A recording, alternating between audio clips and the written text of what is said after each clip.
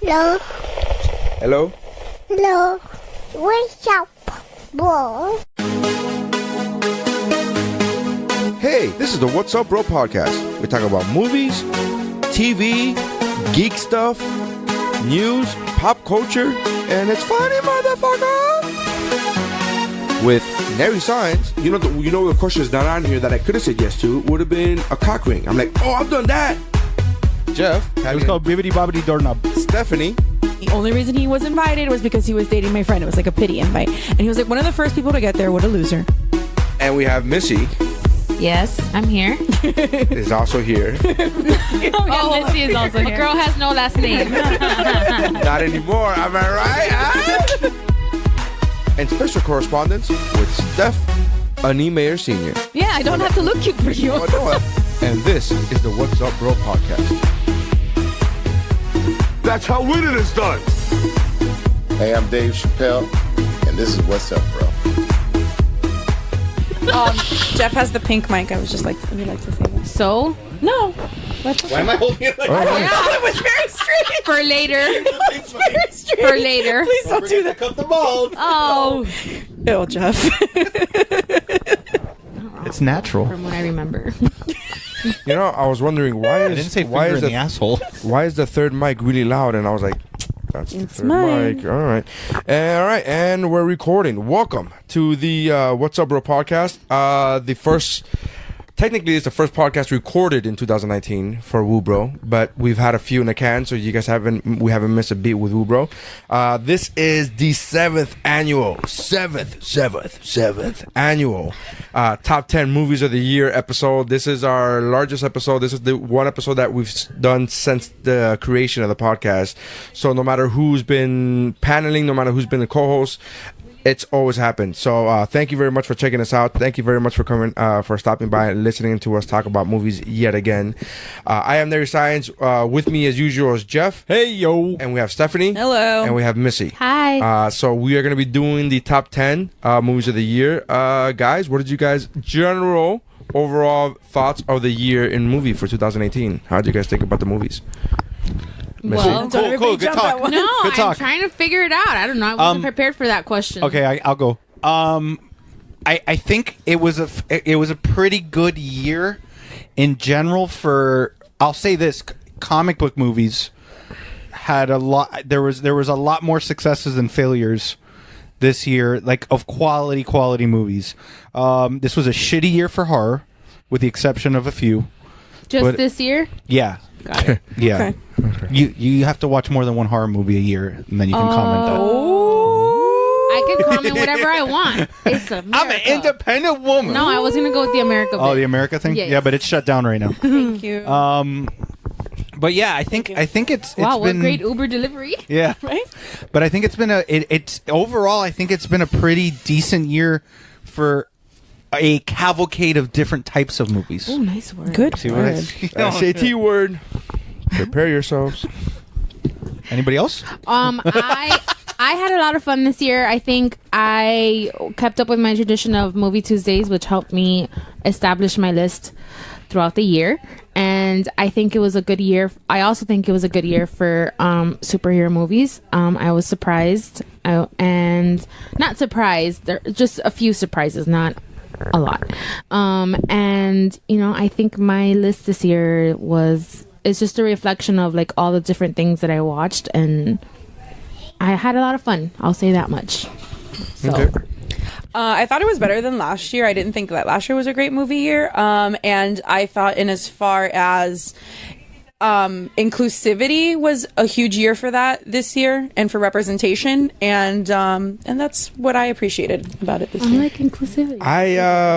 I liked this year, except that there were too many movies with women and minorities, and I thought that was shit. And I thought if they would have just changed that and kept it, the way it's supposed to be with men who are white. You're so stupid.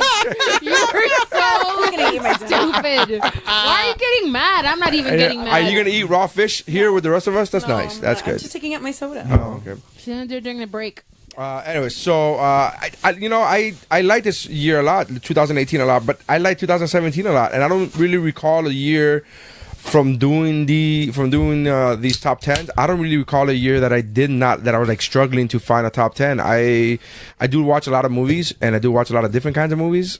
This year I expanded in the sense of Jeff and I are on another podcast called Shiver, which is literally a horror movie podcast. That's the title. It's Shiver, a horror movie podcast. So I've watched more horror movies, and it's made me stronger in the sense of what I can handle. My threshold for because I'm a pussy and like self-proclaimed. But you still won't watch Get Out. Nah, that's. But you watched a lot of horror, like But Get straight up. Out's not scary. Yeah. There's a black dude in the cover, and I'm out. Like I just think that's it. That's not what you said. No, that's not what I said. That's just for the fucking joke. That's not the truth. Jesus. No, there's a difference between like I'm okay now more so. I'm still not like, oh yeah, let's go. But I'm more so okay with straight up horror than I am with Suspense. No, suspense is even better for me. But I don't like those awkward moments, and it feels like I've watched the first 20 or 30 minutes of Get Out, and there was a lot of awkwardness, and I don't like, like even when I watch a show like The Office that I love, and I'm a huge fan of The Office, on my mountain of sitcoms, there are times where Michael Scott is talking. I'm like, You just don't like when it's uncomfortable. Shut the fuck up. This is awkward. This is uncomfortable. Yeah. And that uncomfortable feeling I got for the first half hour of Get Out, and I'm like, I don't like this uncomfortable feeling. I didn't find it scary. Again, it's only been half an hour, so it's not. But I just found it uncomfortable, and I'm like, I don't like feeling this way. I don't like watching something that makes me feel uncomfortable, whether it's a comedy or on a sitcom or a movie. It doesn't matter. I'm with you on that. Feel uncomfortable. Bukkake's not. It's a beautiful what's art uncomfortable? form. Yeah. That's a beautiful art Why uncomfortable did with you that. bring that shit up? They're gonna airdrop fucking pictures Now I am. I wasn't thinking about doing that, but now I am. All right. You're Top on 10 your book. Bukkake scenes of 2018. That's the next WuBro top 10. Okay, cool. I'm gonna be sick that day. All right. So, I'm looking at my 2017 list, and I again, a lot of variety in there. But all right, that's it. Cool. Cool. So from 2018, I did like the movies. I enjoyed the movies, but I like movies that a lot of people don't like. So that's just me. I will tell you this: there's a lot more movies on my list this year that are out of my. And I don't want to say comfort zone because Out of your wheelhouse. they're typically out of my wheelhouse. Yeah. Me too. So it's like it's interesting, and I don't know if it's because as I'm growing up and You're growing in shit? I'm growing in shit, and so even though there's animated movies on my list, but anyway, but yeah. So I really thought I will let the cat out of the bag now this year and say I really thought this would be the year that I was finally gonna get a documentary on my list, because I legitimately love documentaries a lot, but I never have them on my top 10 list. And I'm like, no. And then I saw a few this year. I'm like, that's it. They're gonna be on my top 10 list. And up until like June, they were. Or like maybe even July or August, and then the fucking floodgate opened. I'm like, do you like documentaries because they're books that you don't have to read? That's literally why I watch them. Isn't that what movies are, just in general? That's exactly Like why I watch past movie book readings. That's right. He started a documentary. He's like, wait, there's subtitles out. I'm out. Wait, is there an audio for the hearing impaired? Then I'll watch it. Which, when I went to see Mary Poppins Returns, somebody in front of me at the theater had the little screen. Aw. Like, at first I was like, is this guy just blatantly recording? Because it was like this. tripod? It was like a stick that was right in the Like a middle, selfie stick? and it was this flat Yeah, it was device, like but I that. couldn't really see it. And then when I shifted over, I saw that it was the words to the entire movie, and the songs and everything. Really? Yeah. Does it say like in flat, like in like C flat, like it's sang like in what key? In what key they're singing in? That would be amazing. Wouldn't it be amazing? And then the deaf guy's like, and then like, he knows what the key is. So What? I'm just saying that. how I picked my top 10. How I picked my top 10. So this year, I'm actually kind of proud of myself because I wouldn't traditionally call myself like a movie person, although in this family it's contagious. So here I am. And I think that I limited myself to one superhero movie on my list because I feel like I would have taken up half my list if I would have like let myself. That's fair. And then I surprised myself because I'm not a documentary watcher, and I did watch a couple, and they did make my list. So also I was looking at my list from last year, and my top 5 from last year was all like, I don't know, remember, but like Strong female lead. correct. And this year it's totally. You mean like iTunes, like your iTunes account? Oh, strong First of all, we've been through this. I can't buy anything else. You could and Dave pre-order have anything else you thousands. want. You could pre-order anything you Okay, want. I'm in third place in our family share with movies. I have 262 movies. Dave is in second place with 1,049, and you're in first place with 1,050. Yeah. What am I gonna fucking buy that you guys don't already have? I give everybody Apple Music. Yeah, that's all. So my fourth Chris place is really dragging everybody down. I gotta be honest with you. Christy has like 4 movies. Yeah. Just 4 movies, and one of them is Friends with Benefits. Shut up! I have friends with benefits from a past life, not recently bought. So yeah. I also wanted to be a little bit more diversified this year. I also made it a point to see more documentaries this year, and I also limited myself to like kind of one per genre, if that's the case, because I purposely wanted to be a little bit more diverse, right in my choices. I didn't put really any restrictions. I literally just was like, Whatever you do I like. really like this movie? Yeah, okay. I'm going to put this on the list. Do I really like this movie? And it's changed up until 5 minutes ago. I have a question. How much of what you've watched in the past couple of weeks has made your list? 2 that I've watched in the past couple of weeks have made my list, but they were fantastic movies, and had I not seen them rushed, they would have still made it. Because one of them was a movie that came out a few months ago, and I didn't get around to watching it till like Tuesday, and yeah. So, but I would, if I would have seen it when it came out, versus it still would have been on there. 4 out of my 10.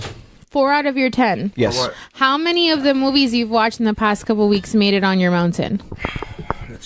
Because I know that we do that, and I've done that too. But I was like past couple weeks, like 2 weeks. like in the past month, I guess. All right, so from this, like we're recording mid-January, so let's say December. Yeah, right before Christmas. I would say I have 2 one, movies, one that came out in February 2, and one that came out in April, that are still on my list. Sorry, 5. Then for me. 4, and maybe 5, depending on how I sway. There's one right when now. You get to it. they're fighting right now for 10th position right now. Got so it. There's 4, maybe 5 that would be that I saw since December. So from December to now. I did what we've all done, is just watch movies just to make sure that you have like a wide catalog in your head. And the only movie, there's only one movie in the past month that made it to my top 10. Everything else is. I watched 4 movies this week that I enjoyed a lot, all 4 of them, and none of them made it to my list, but they were all really good. Yeah, there's a lot of movies that, like the ones that I took off just in the last month, were I'm sad that they're not there, because there's a lot of movies that I really loved that aren't gonna be able to be on this list just for. But that's space. a good thing. Yeah, though. there were movies that Because were that means moved that down. There were movies that were moved down that were there literally for 6 months. Yeah. They were on my top 10 yeah. for 6 months, and then they just, I started ranking like a month ago, and it didn't. Oh, I move. do it from the See, beginning. I don't. I waited this year, and I just kept like a log of everything that I've seen. Correct. From the beginning of the year, and then like probably in December, I just started ranking them just to get a better, because the year was closing out, Right. just to get a better idea. The moment I watch a movie, I go, I like that movie a lot. It's in my top 10. And so that's how I started doing it. And then it just, and then whenever I watch a movie, I go, did I like that movie more so than these other movies that I already have in my list? I have one movie on my list that has been in the same position since the beginning of the year. It has not switched. I will tell you this: my number 1 was there since the moment I saw it. Same with me. But that was probably like in, I don't know, when was SuperCon? June? July. That's it. So from July, my number 1 hasn't changed. But it was the moment I saw it. Like, had I seen that movie earlier, I know for a fact I wouldn't have moved anyway. So, All right. Cool. With That's that said, 12 and a half minutes, which is still less than Dave's number 4 pick on the last week.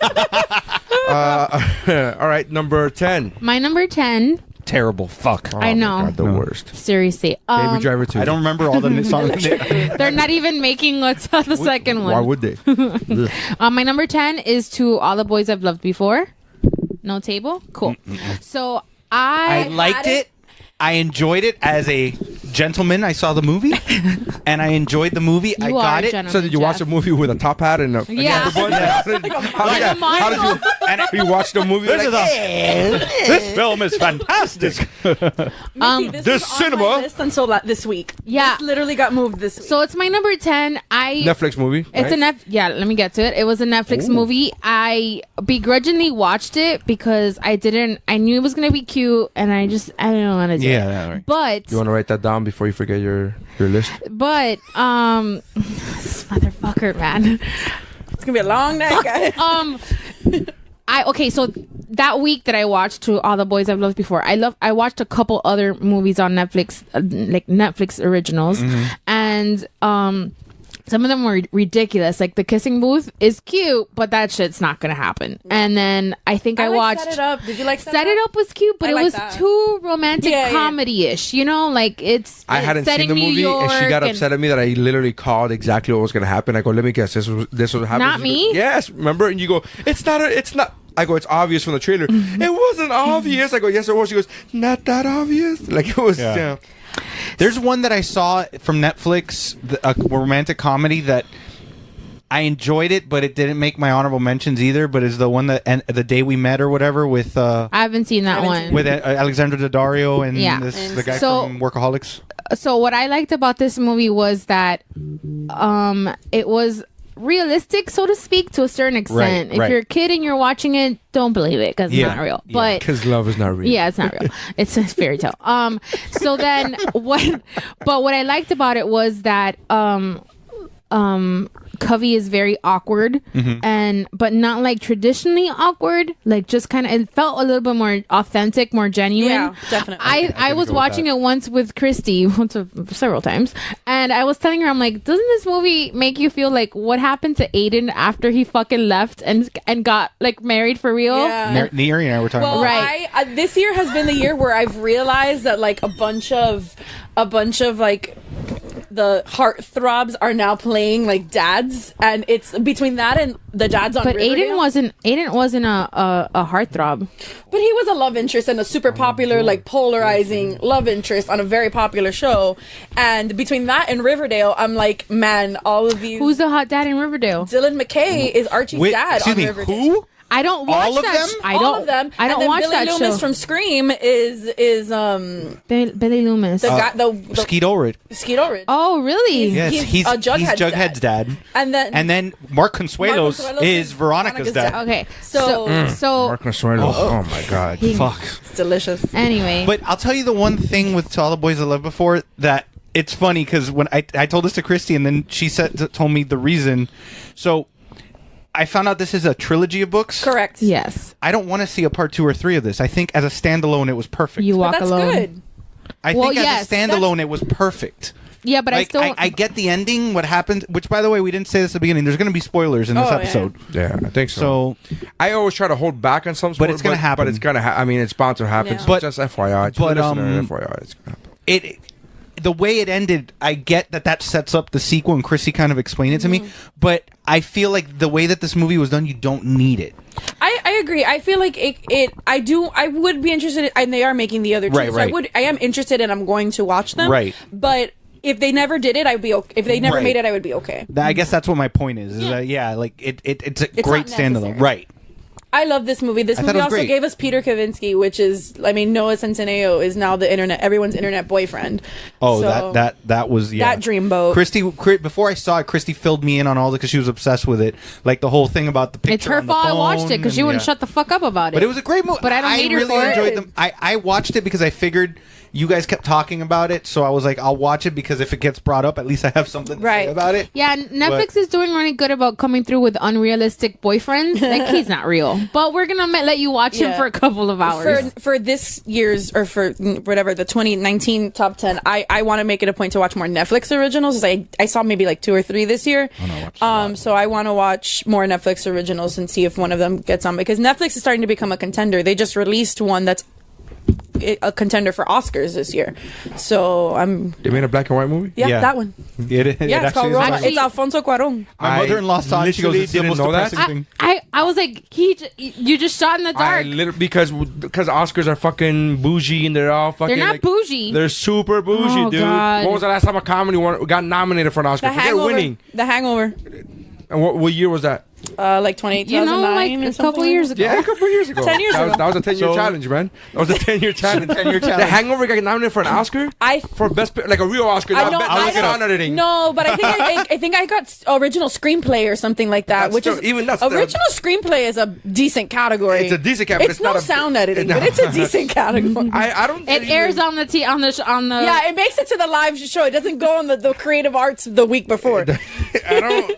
Really? I don't even remember hearing anything So about while the you Hangover. look that up, let me finish my To All the Boys I Loved Before. And the other thing that I liked about it was that Covey wasn't like a typical, like she wasn't in. I think this movie did a good job about not playing into cliches. tropes, yeah. And so she wasn't There wasn't like a she's all that like makeover moment, right. Which Like is, she thinks she's awkward. Which is, just taking off your glasses and putting your ponytail down. you mean That's like you mean like Clark Kent?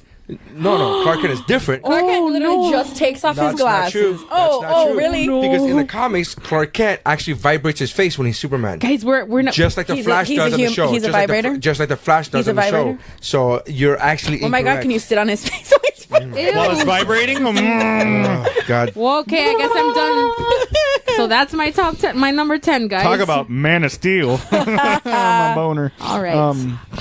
My turn. The Descendants, the comedy, the George Clooney one apparently was an Oscar winning. If you think that's a comedy, that's what's another listed thing. on Yeah, IMDb. sure. Well, have you ever seen that movie? No. Yeah, it's hilarious. It opens up with his wife that's cheating on him with his best friend, dies in a boating accident. Oh, the Justice. hilarity The ensues Muppets? after that. Justice. And then she goes, no, but she doesn't die. She gets in a vegetarian Muppets state. was great. And the whole movie is about her. The whole movie is about the family making the decision to actually fulfill her will and pull the plug. Oh, the hilarity of that movie. How about the Muppets? The Jason Segel one? Was that nominated? Yeah. For what? I don't know. It just says Oscar-winning comedy feature films under IMDb. Well, I mean, Suicide Squad has an Oscar, guys. Yeah, So, just so, be careful. Uh, All Again, right. best sound. Are we talking about best sound editing? I'm talking about. To me, that's what I'm talking about. Like the Oscars are just bougie as fuck. There was one year where a foreign film that was silent in black and white won. Yeah, The Artist. And that movie, it was like in 2015, a silent black and white movie. A silent foreign black and white movie, which I don't even understand how the fucking foreign if it's no language. It's the being whole spoken. shebang. Near, It's a whole won load. for Best Achievement in Music Written for Motion Pictures, original song. Okay, that's a Original good one. song's a decent, For Man or decent Muppet. category. Yeah, for the Muppet movie. Yes. You're not talking about. Was it No, for no. Manamana? For it's for man Man or or Muppet. Am I a Muppet or a man? I'm a Muppet of a man. So anyway, that was So my number 10. It was golden. The Hangover is a Golden Globe winner for best motion picture in a comedy. Got it. Which again, But they have its own category. Yeah, it has its own category. They have their own categories. It is an AFI winner, and that was it. Oh, okay. I thought it was an Oscar. But yeah, so My bad. 2011 though. So Right. that's which is after Hangover. Yeah. Yeah. Alrighty. Steph. Okay, my number 10 I feel may get tabled for a little bit. My number 10 is Ready Player One. No? Didn't It make got my knocked number. out. Really? It got knocked out. Didn't Okay. even make it. It got knocked out. It was, No, I on, was gonna table- it was on there for a little bit, and then I started watching other movies, and I'm like, I'm sorry. Yeah, I literally texted Jeff with a gif of somebody waving. And I was Yeah. like, this was me waving. Yeah. Ready Player One. No, that's me waving Ready Player One off my Off top my 10. list. You talk about it first, and I'll explain why. Because I literally talked about. You're Christy. the reason why I watched that movie. I talked to Christy about it today. We discussed why it's not on my list. So I read the book in anticipation of the movie. I started to. The book is really good, and the movie is so different from the book, but I'm 100% okay with it. It's one of the few cases where I'm okay with the movie being so different. There's because also, the- if you don't read the books, you don't have that problem. Okay. Don't read, kids. Yes, read. Because makes the movies changes better. that they made so much sense. Yes. Like, and 100% agree. it worked so well. This was directed by Steven Spielberg, which is whatever, Spielberg.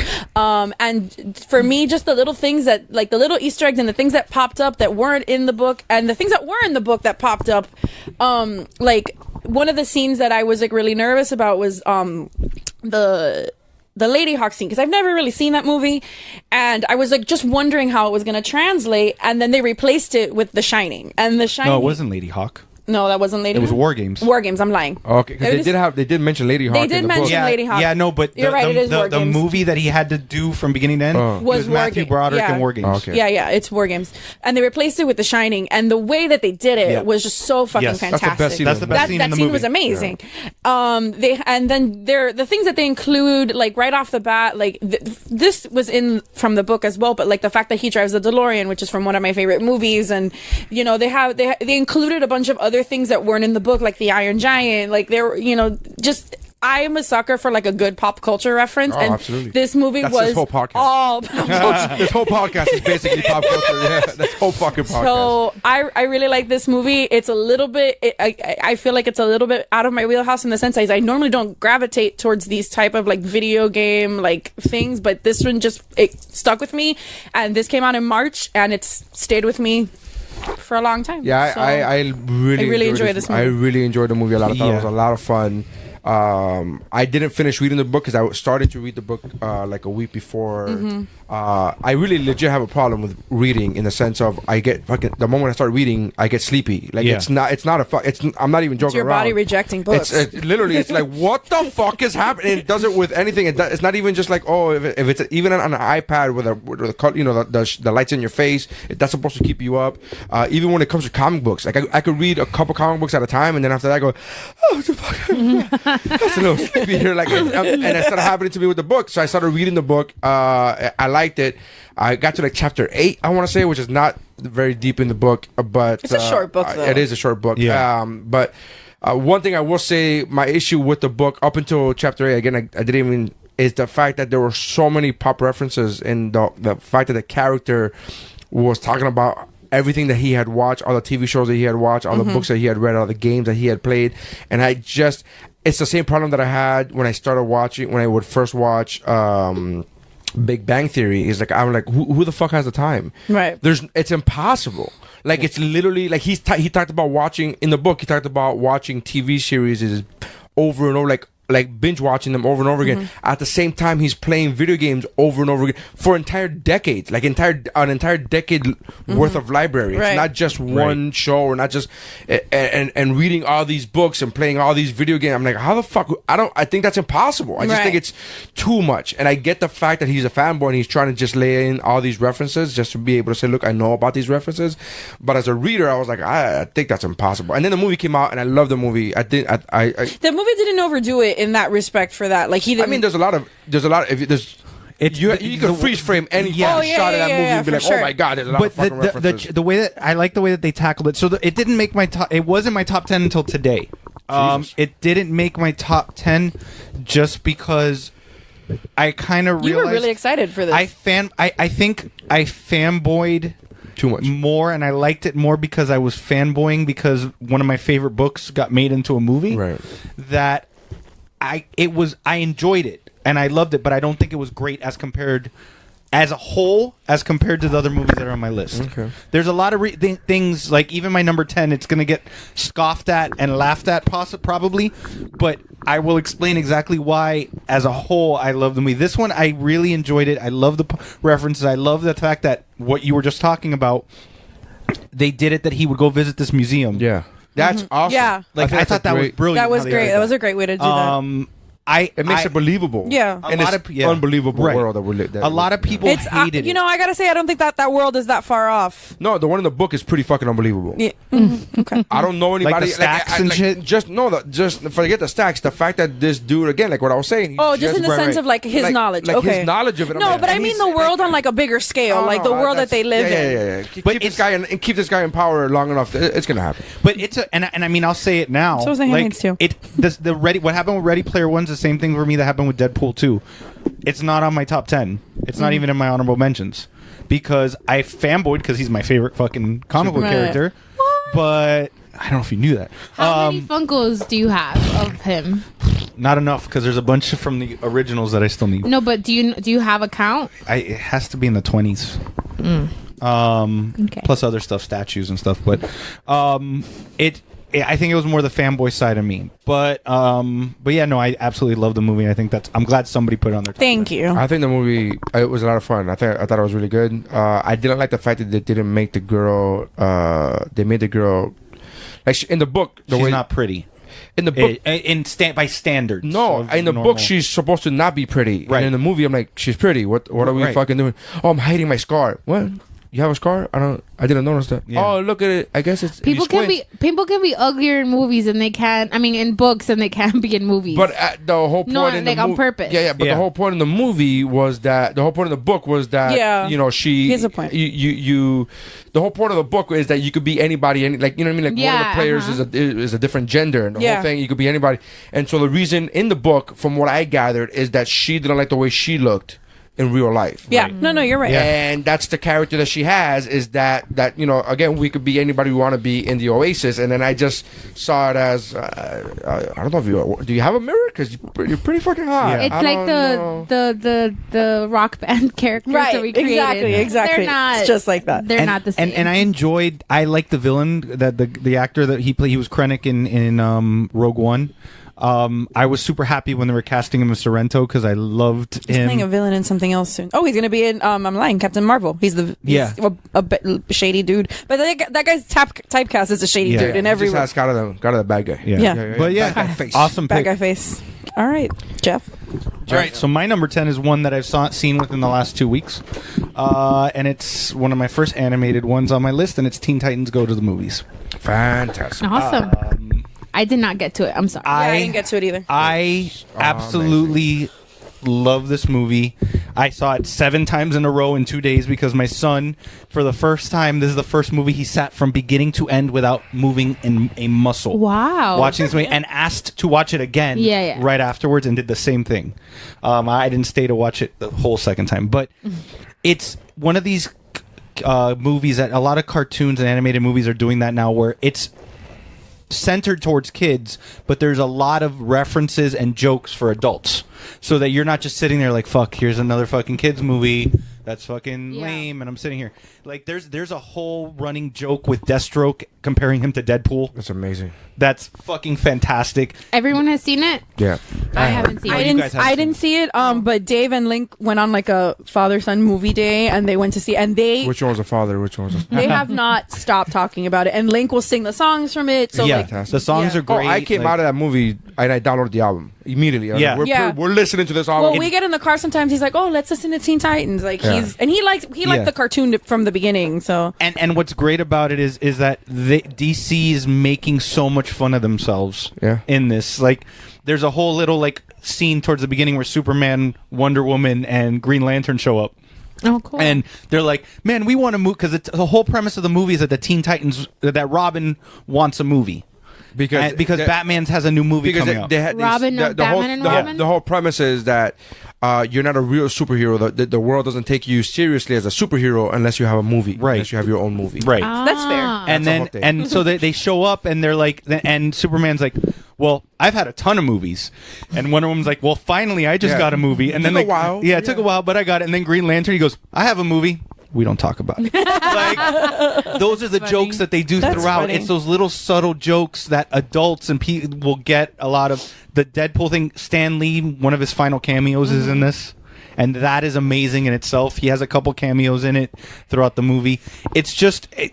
It's a really fun movie. It has a great message. There's a line, the last line that it ends the movie with. I mean, you just saw it now. So yeah, I saw it when it came out. So they're literally like the way, and it's not spoiling the ending, but there's this whole soliloquy that Robin has prepared that he wants to like tell the lesson that he learned, and all the superheroes are like credits, and he's like, no, but I want to say it. And right before the credits roll and it fades to black, he goes, "Kids, ask your parents where babies come from," and the movie ends. That's hilarious. That's how. So there's a lot of like those little jabs and those little.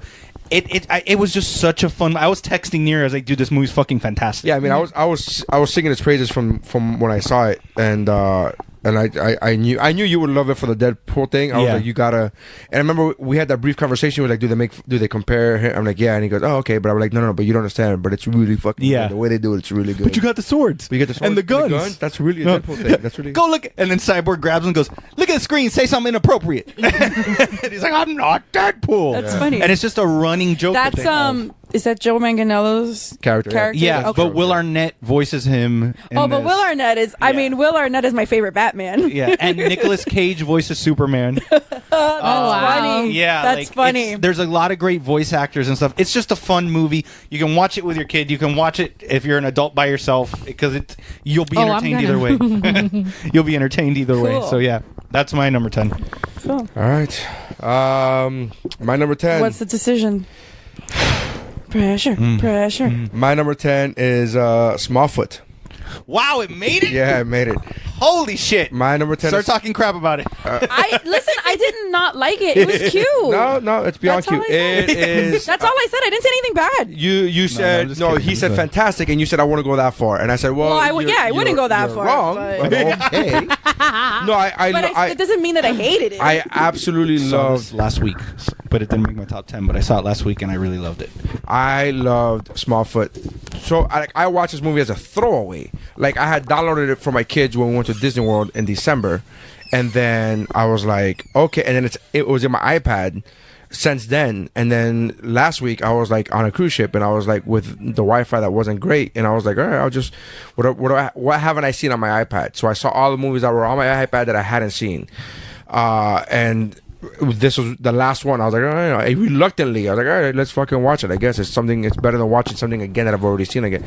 And it was so fucking good. It was like, it's not. And again, I'm not one of those people. There's a lot of people who look down upon animated movies as a lower form of movie. They're like, oh, but it's a cartoon. I'm like, well, to me, it doesn't matter. It's a fucking different. It's a medium. Toy Story 3 is a cartoon. Yeah, it's Monsters. a medium. To me, it's a medium. No matter what it is, it's still a way of telling stories. But Smallfoot, because one, it didn't get really any kind of traction. But from the preview, I gathered that it was a different kind of movie. This one has levels, like actual lessons, and like that you're like, oh no, this is very good. This is a very good thing to learn if you're a human being. Forget child. If you're a human being, it's very good to learn. Like it's really one of those things about government and about whether you want safety or you want to know the truth. And what the government does to hide, to keep you, to quote unquote, keep you safe. It's like that deep. It kind of has a slight jab to organized religion too. Yeah. It can be at that level also. I can handle it. Well, I know, but I'm just because I'm just saying to go along with what Nir. But you're right. But you get lessons from both sides. From both sides, where you get like, oh, that's a good point of view.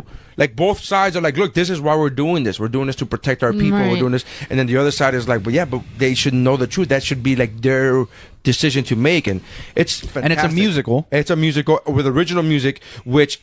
If for some reason, what I've noticed, being a fan of what's that studio that's not Disney, the one DreamWorks. Being a huge fan of DreamWorks, I've noticed that DreamWorks doesn't really do a lot of original music. This isn't DreamWorks, by the way, Smallfoot, but I've noticed that Disney is really one of the few studios that does animated movies with original music. Usually when you're an animated movie and you're doing music, if you're not Disney, you're usually doing like whatever's a cover or even if it's a song or something, but it's like Ariana Grande sings something for Smallfoot, right? And then but that's an Ariana Grande song. That's not really does original music. I think one of the One Direction guys did one of the songs for this movie. Yeah, I'm talking about real artists. Wow. So the new Harry Styles album's pretty good. I think it was Niall, I want to say. But Harry Styles has I don't know what the fuck. But yeah, no, and then like the voice actors, like Channing Tatum's the main abominable snowman. LeBron. James Corden plays like a crocodile hunter type character who's like down on his luck, he's broke, he needs to try to find the next big thing, and he's there trying to find the Himalayan jumping spider or something. What he's doing, he has a YouTube nature show, but his viewers are turning off because it's just literally him looking at animals. So he wants to he wants to make it seem as if his life is in danger by these animals, which is usually not. And then he actually finds a fucking Yeti. So but he wanted his like producer to wear a Yeti costume to pretend. It's really. But I don't want to watch it. I think you mentioned it a couple times. It was great. I mean, when I was watching it, I couldn't believe what the fuck I was watching. I watched it reluctantly. I was like, and maybe I should go into every movie reluctantly. Like, fuck this movie's gonna. I literally watched it because it was the last movie that was downloaded on my iPad, and I was stuck on a cruise ship where I didn't have good Wi-Fi. Like I mean, honestly, that's why. And I was like, and then when I hated the fact that as it crescendoed, I was just like, holy fuck. My list is done. I'm gonna have to fucking move something out of my list, and I'm like, no. Maybe the ending will be fucking something. Maybe something will happen at the end that will fuck it up. That will just make me love it, but not make me put it on my top 10. And it fucking didn't. I was like, God damn you! You son of a bitch. There's a song in the middle when there's like the big reveal of what's going on. That Common plays the like the leader. He plays he's the stone. They call him the Stone Keeper. The old guy. The old and he does this rap to kind of explain what's happening to the main character, and it's fucking fantastic. I was like, oh my! I literally watched it with my eyes open. I was watching it on my iPad. I was like, we had an entire discussion. And I was like, bro, Common. He goes, yes. Like, it was just one word things, and we all knew exactly. Oh my, bro. It was a really entertaining movie, and then the characters around him, like he has his little squad, and like I forgot the little Longo, I think the name of the little. I don't know any but characters' names. But the little guy, the little snowman, that was his friend, and his dad is Danny DeVito, and it's a short, abominable snowman. Like I can't knock you at all. For this. I mean, trust me. Later on, we'll talk about. I'll tell you what got knocked off my list for this, and if you know me, it's gonna be it's gonna be very surprising. But this, I'm shocked. It's shocking to me that I love this movie so much. It's shocking to me that it's even on my list. But I was like, today I was gonna leave it off my list and be like, no, just and then I was like, dude, be true to yourself. There's no reason, you know what I mean? Like I'm not one of those. I'm not one of those like, oh, I'm gonna put this on my list because nobody else is gonna have it on their list. I'm gonna be fucking true to myself and be like, it's on my list. It's fucking legit, you know. But I think this is also the reason for this top 10 is because a lot of people may not have thought of even watching it. I was one particular until you were like, check it out. The trailer looked like fun when I would watch, like, you know, when I was. But it's like a different level of fun. It's like when you learn and you're having fun, you're like, I am learning stuff while I'm having fun. Every time you learn, it is fun. I don't know what you're talking about. The problem is, like, when I saw the trailer originally, I was like, okay, this is going to be like Romeo and Juliet. Yeah. Like, I kind of had that same kids feeling. Movies that I'm just kind of like, I'm never going to watch. They also dropped it around, if I'm not mistaken, around the time when Wreck-It Ralph came out. And No. Yeah, they were a couple weeks apart. They came out. They were released a few weeks apart. Oh, well. That's a good pick. Yeah, that is a good pick. All right, so that's my number 10. All right. Cool. I can't wait to find out who you murdered. No, I think I know which one it is. If he's saying if you don't know me. All right, so go ahead. It's a rock movie. Go. So go ahead. My number 9 is Love, Simon. Table. All right. I knew that was gonna happen. I've already Mesa. Yeah. I think my number 9 is also going to be Table. My number 9 is Ralph Breaks the Internet. Table. Okay. Not on my list. So low. All right. The only person that would table this one is possibly you. To the listener, they have no idea who you're talking Neri. They have no idea. My number 9's the one of 2 horror movies, the only 2 good ones that were this year, and it's the new Halloween. And I fucking love that movie. It's not on my list, but I fucking love that movie. It would have been on Dave. Yeah. If he would have been here. There's like, well, I got Halloween. What else do I got on my list? I saw it a couple weeks ago. 5 days ago. I 6 days ago. I think I can safely speak for Neri and say that he and I both think it's better than the original. Oh, I don't like the original. I just don't like the original, man. I would like the if you listen to our Shiver episode, like the podcast is called Shiver, a horror movie podcast, and it's with Dave, Jeff, and I. Dave, this summer we watched the original and part 2 in preparation for this new release, and when part 2 ended, I gave it, I think, 3 or 4 out of 5, whatever it was. It was I think pumpkins or jack-o'-lanterns, and I think what I said was, I love the premise. It kind of sets something up for something greater. Right. I'm a little disappointed in the sense of, and this is me like freshly watching the movie. I said I'm a little disappointed in the actual quality of the movie, but I like the premise. I feel like it's a little incomplete. So maybe part 2 will fill that hole, and it did not. No, part 2 is garbage. Part 2 is hot garbage. Right. And then I think I was just trying to like build like kind of like, I don't know if you did this with to me, what I was, let me not even speak for you. To me, watching the originals, I was like, no, I like it. I like it. I like it. It was kind of trying to convince myself. You have to talk yourself into And then liking I saw this one, the 2018 one, and I was like, oh fuck that! The original sucked, man. You know what? I'm tired of this shit. This is what you should have done. Is right. This is, and I like that movie I don't a lot, think it dude. sucks because of something you said and the fact that it was setting up something better. Yeah, 35 years later. Right. Well, granted, 35 years later, because it set still something up better. some of the cinematography that Carpenter did in the original, like that one shot in the opening, is amazing to me, which they brought into this They one did. too. Yeah. But I love the fact that they poked fun at, or at least mentioned, the fact that they're not related. They addressed that in a casual way. Yep. So I have a question. Yeah. I know the premise of Halloween. Do you know? Like I legit didn't know until this year until I watched it. I know that there was she a has psychopath. a psycho brother. No, that's But that's the second thing. one. That's they don't reveal that he's the brother until the second one. Well, I mean, I know, but he's still the brother in the first one, even though you don't know it, right? Well, the thing is now in this one, he's not the brother. He's Yeah. un primo mano. He's not the actual brother. He's just a- he's They just hung out as kids, and they were hung out so much. They're they like called each Cuban other brother. cousins? Yeah. He's just he's a killer. Yeah, this one is supposed to erase any of the other sequels. Yeah, it's Halloween. This movie, it's Halloween the original And this one. So like the 17 that haven't two on don't exist. So I understand that. What I'm saying is that the only thing I know about Halloween is that Jamie Lee Curtis's brother is the crazy person. Right, But but you that's don't not know. correct. Then I anymore. don't They know. anything about Okay, You him. think cool. you know, but you have no idea. So This is he's the Diary in of this- Halloween. Michael Myers. He's basically just a killer who went on this spree. Right. In the I first see what one. you're And saying. it's, like, Okay, haunted her I see what whole you're life. saying. But then there's like a documentary crew Like in this Scream. one that are doing a documentary on him. But it's Who's ju- in this movie? Jamie Lee Curtis. I figured, but who All else? that matters. Judy Greer plays her daughter. Okay. And that's really Who I wanted to fucking kill. I really hope she. No, was, she was the worst. She was. I was like, fucking I worst. literally, I kept texting him. I'm like, I really hope she fucking gets murdered in this. Yeah, movie. no, she was Sorry. awful. But like Jamie Awful. Lee Curtis At in the this- end, she redeemed herself Yeah, somewhat. a little bit, but I was not like, enough. But I was like, I still would have been okay if she died. like Jamie Lee Curtis was Like now we know why Judy Greer gets like the best friend character. Yeah, You yeah. can't handle him. Jamie Lee Curtis was amazing in this movie. No, I don't even mean the actress. I mean the character is so fucking awful. No, she was a garbage human being. God, ugh. God, mom, stop trying to save my life. What? Fuck you, bitch. Ugh.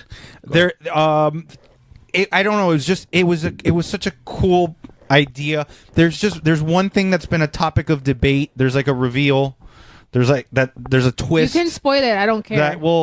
There's just a twist about the doctor because the original. I'm more doctor- likely to watch it because then I won't be like, what's happening? So the Oh, original. David and I were talking about Yeah, it. so the original doctor, the one that was taking care of Michael's name was Dr. Loomis. The actor's since passed away, so he's not in this one. But there's Which a is new- weird because they could have just got Paul. What's his name's brother? Paul Walker. Paul Walker's brother, and then they could have just done Dr. Loomis again. What the fuck is the So big deal? so it's another doctor that's been. would have been funnier if I didn't forget the name. Yeah, that's been treating him.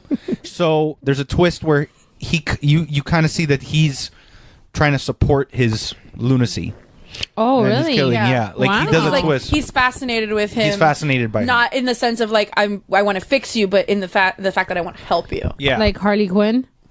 kind of. but not a sexual way. It's Right, not sexual. It's not sexual. Well, I no. know. I figured. But Jamie Lee Curtis plays this. She's her whole life has now become preparing herself for it, To the kill Shape's Michael. Right. inevitable escape to Shape come of after Water. her. That's another fucking Oscar movie that was garbage. I'm sorry. You Oh. said Shape, and I just thought Shape of Water. But I saw it. It was okay.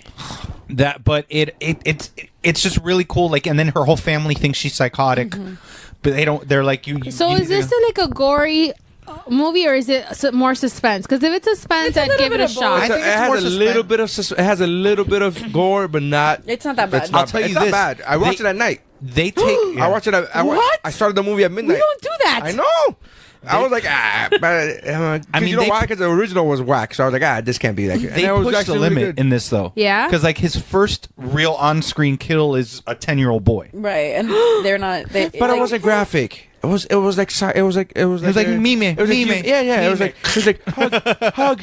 Oh no, Yeah. that's terrible. But then he it wasn't doesn't bad. kill It a wasn't. baby, It really which is- wasn't bad. that got But me. they wasn't still really bad. but they do a one shot like They, they like, did in the tear. opening of the original.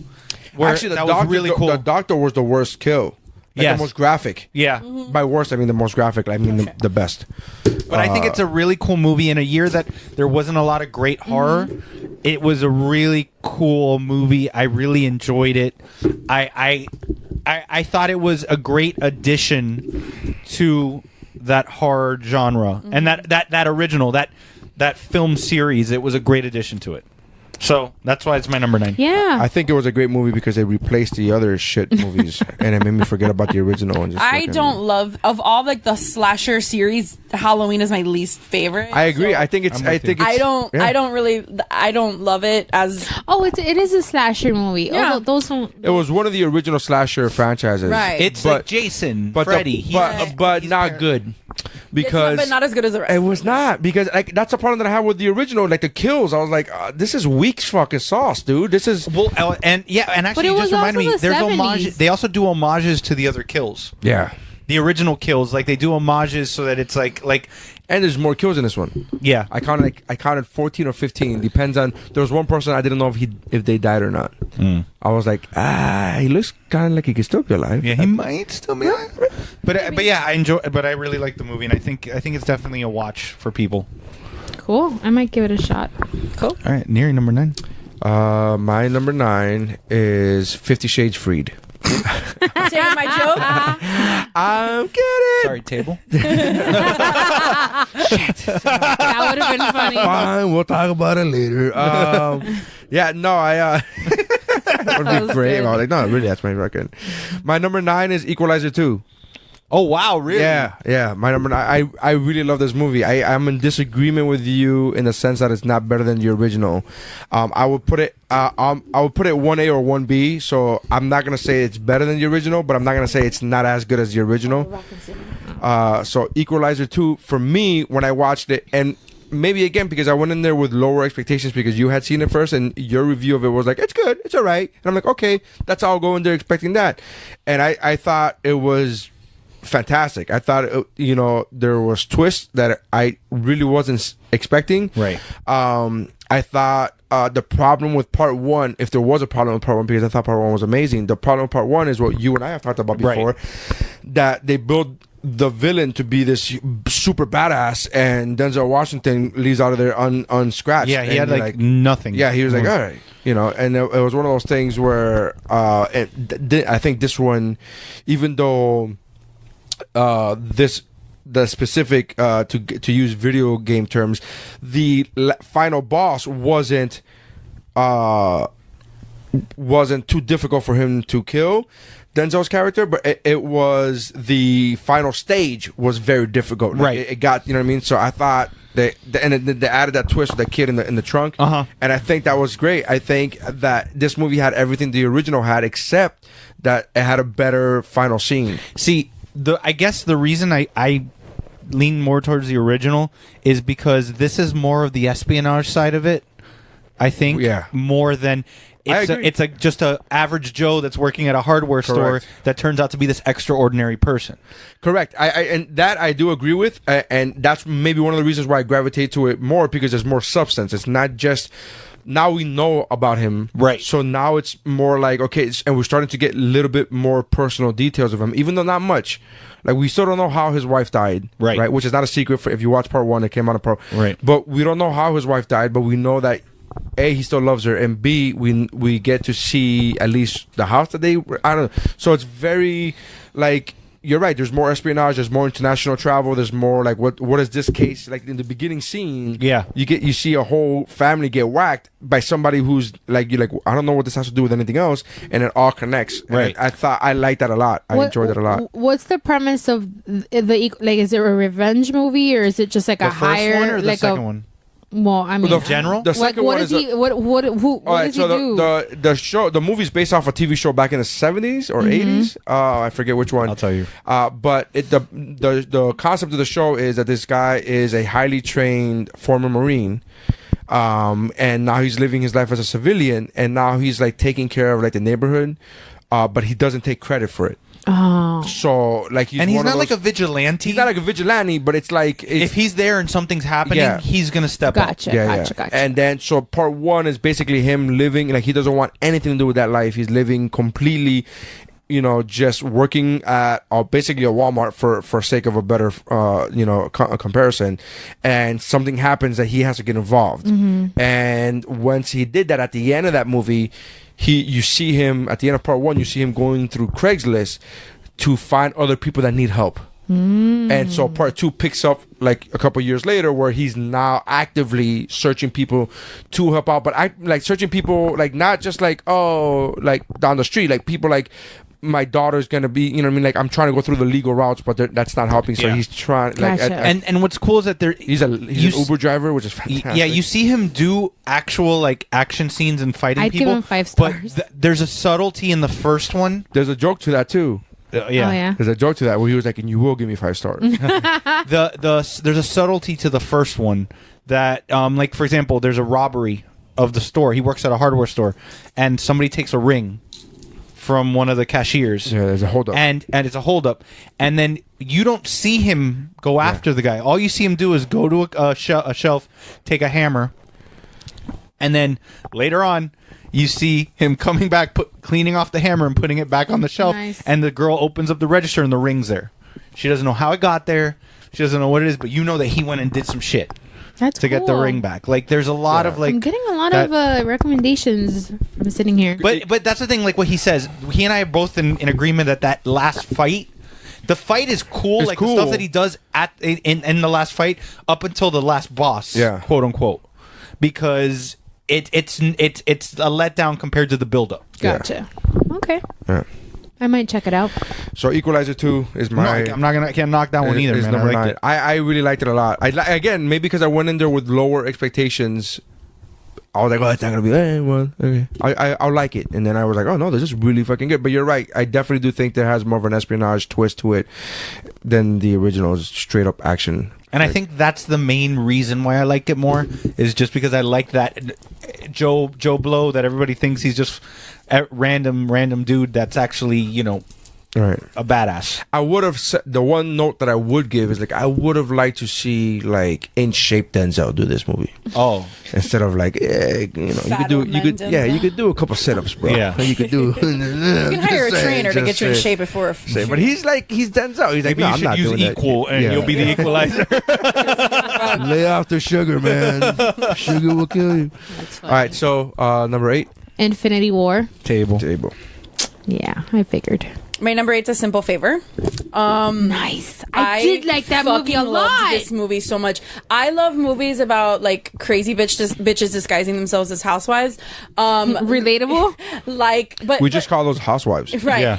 But Fuckers. Women? along the lines of like the same premise as like I haven't seen Girl on the Train, but Girl on the Train and Gone Girl, and like women that are supposed to be like normal to the outside that just snap, or have like a shady past, and they've just are trying to like hide. I was gonna say I don't think she snapped. No. Not in Gone Girl she snapped, Yeah, but yeah. in this one in particular, she just had a fucking shady past. Yeah. I don't think she's crazy though. She's just she's I'm sorry, are we talking she's about a mastermind. Anna Kendrick or Well, no, No, we're talking because about she's Blake saying Lively. she said Anna somebody. Kendrick might be crazy. She's Yeah. a little crazy too. I was watching it with Yeah. Fanny, and I'm like halfway through the movie when they hook up, and I'm like, I cannot wait to see how this fucking blows up Yeah. in her face. She's a fucking idiot. Yeah. So it's basically these two moms that their kids are friends in school, and they could not be more opposite. One of them has like a YouTube channel. She's a brother and fucker. She's A brother fucker. Yeah. She we all saw this movie, yeah? Yeah. Okay. Yeah. Alright. So she's friends, she meets her son's friend's mom, and it's Blake Lively, and Blake Lively is like super glamorous. She works for a high-end designer. She wears killer suits. She's, With no shirts was underneath? your vagina wet when you were watching her oh live? my god, like yes. It was, she's married Why to would you do that to me? So Drink this fabricator. fuck Fuck you guys. So anyway, and it's basically it's just the story. It's just how it Blake Lively's past unravels throughout the movie, and how Anna Kendrick's past unravels, and how they kind of like hold things against. Sorry, just hold it. And just kind of how they hold things against each other and find out information, and there's like a whole insurance fraud like motivation for the things that people do, and so she's also Anna Kendrick is not just a brother fucker, but she's a best friend husband fucker. She too. is a best friend husband fucker, but that's not as bad as a brother fucker. That's not as bad as a brother fucker. She thought that she was dead. That doesn't count. So what? What do you mean? So what? So people give Lori shit all the time for fucking Shane because she thought Rick was dead. I'm just I putting that don't out even there. know who you're talking about. The Walking Dead. Oh, Walking Dead. Oh no, I don't give Lori shit. No, I give Lori shit because after he came back, she was still fucking that's what with the feelings. Yeah, no. No, zombie apocalypse is a very complicated situation. I'm gonna give you a correction. They knew he was in the hospital. They assumed he was dead. Yeah. No, Shane told her he was dead. Shane did say. Yeah. Shane Did he? told Yeah, her. Shane Yes, lied to that's her. the first thing that But she when tells him when he comes back. But when he comes back, And- there was still this like, oh, I have feelings, but I'm trying to fight my. Fuck no. No. No. Stop it. Eso no se hace. Eso no se hace. Okay. Anyway, the brother fucker Sorry. thing is way worse than fucking your best Put that friend's penis husband. down. Yes, Put that it's penis number down. two. Put Yeah, that but penis down. Get the newspaper, roll it up. I loved this movie. This is Fuck. another one that's based on a book, and I had read the book prior. The ending is a little different from the book, but otherwise, Oh, is it? Yeah, it's different. Dramatically different? Don't tell me. Oh, Just tell okay. me yes or no. it's Missy significant. reads. It's not Neary. Yeah. It's like a significant difference. Oh, okay. But it's That's gonna annoy me. Yeah, I really loved this. It's Paul Feig who had done Feig. who had done Bridesmaids previously, And he did. Ghostbusters. and Ghostbusters And The Heat. and okay, He's did he done do Girls Trip or no? No. No. Oh, okay. He that did- wasn't he him. did. But anyway, I The one that loved wasn't this movie. funny. I love this movie. So- It was like a fun. Oh, he did a It wasn't rough like it's night? not going to win any awards, Oh, but he it was. The Heat. It's not going to win any awards, but it was super fun and I loved it. And I loved it too. I love Anna Kendrick. I feel like love Blake Lively. A And movie with a female lead. You love Missy. Get out of town. I don't But you believe like you. this movie too, I did like BFF. this movie. I did He's like this just movie. being a dick. I did like this movie. I thought, to be honest with you, I like this movie a lot. I will say my one knock on it is it feels like a PG, and it's not PG, but it feels it's like R. I know, but I'm giving you the example of it feels like a PG-13 watered down version of Gone Girl and Yeah, Girl on a it's Girl in on a that Train. wheelhouse. It You know just what feels is? like It's it's not like it as- feels more cutesy. Like it's the same. Like there's a twist and Right. then this twist and then blah, blah, blah. As The Gone, but the tone is- Gone Girl, yeah, the tone is completely The different. tone Whereas is like Gone Girl, you go into like it lighter. Yeah, you go into Gone Girl knowing that this shit's gonna be a dark movie. Like this is a Same dark. thing. Oh, This is a dark comedy. Girl on a Train. For a long time, Yeah. I was like, "Fuck, this is depressing." And then the twist happens, and you go, "Get the fuck out of here!" Yeah. That was, and I didn't get that with this movie. With this movie, I was like, "Oh, that's cool. That's cool." You But didn't it have was- a what the fuck moment. No, I There didn't. is a what the fuck I didn't have moment, a what the but, fuck you moment. know. I had a. What was your what the fuck moment? Yeah. Well, I had read the Mine book, was so I what knew the what the fuck what am the I fuck watching? moment. I know. was. That's not what I asked you. What was your what the fuck moment? What happened? Jeff goes. Jeff Mine didn't like was. this movie. Mine was like, "What the fuck am I watching?" You didn't like it? No. At all? I liked it. He texted I didn't me. He's hate like, it. "Is I this didn't supposed to be hate it, funny?" And but I was like, okay. Yeah, I kind of felt the This same is way. like- I kind of felt like it didn't know what it wanted to be. Yeah. Did you want to be? A It wasn't comedy? what the Did you trailer wanna be- was. Did- It wasn't the I didn't trailer watch at the all. trailer. I only watched it because it's you guys supposed had to. watched I it. actually, and so was like, I watched a little bit of the special features, and it was actually supposed to be like a modern film noir, sort of. And not knowing that, having seen it a second time, because Dave wanted to watch it, so we saw it a couple of weeks ago, again, and and it totally has that vibe now that I know that. So it The was just trailer an made interesting it. little I thought I tidbit. was going to be watching another Sleeping with the Enemy. Because the trailer made it look like Anna Kendrick was crazy and was trying to Right. fucking take over Right. this girl's it life. made it seem like Well, it was she gonna be a kind of Gone Girl. does. But it made it sound like she was gonna like murder her or do What a something. fucking train wreck to watch, though. Like when the lady supposedly died or Yeah. whatever, and she's like, and I'm like, I'm looking at Fanny, and I'm like, they're gonna fuck, right? Yeah. She's like, just watch it. Well, yeah, of course, but you have to fuck. Yeah, that's Okay. part of the rules. It's a pity fuck. His wife just died. Yeah, his wife died. You ain't gotta fuck. It's not just a pity fuck for him. It's a pity fuck for her too. Well, 'cause she's a widow. like- She's a widow. She's a also, widow so. twice over. Twice her, over. Her Yeah. brother. Her brother died too.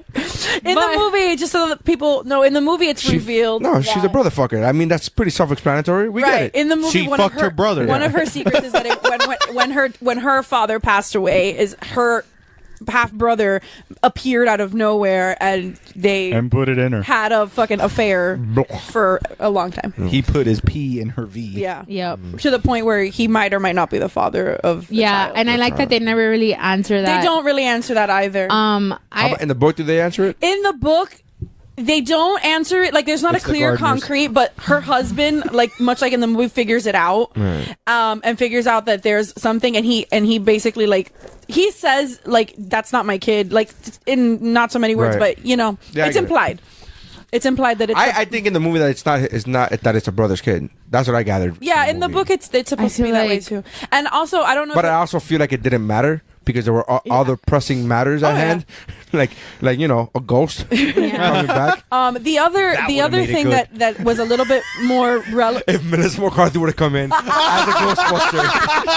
a Ghostbuster, And that's the simple favor. And that's the simple favor. Hold on, I'm calling my friend from college. She'll take care of this ghost. Oh my God! She comes in because she just graduated college because she went to college with her daughter. And she got a ghost busting degree. And she got a ghost busting degree. Oh my fuck! She became an oh my God! And then it ties in other. I gotta call my Paul bridesmaid friend. Oh my God! Stupid. And all the Paul hilarious. Feig movies come together. That, Sandra Bullock comes in as the FBI because there's been a murder.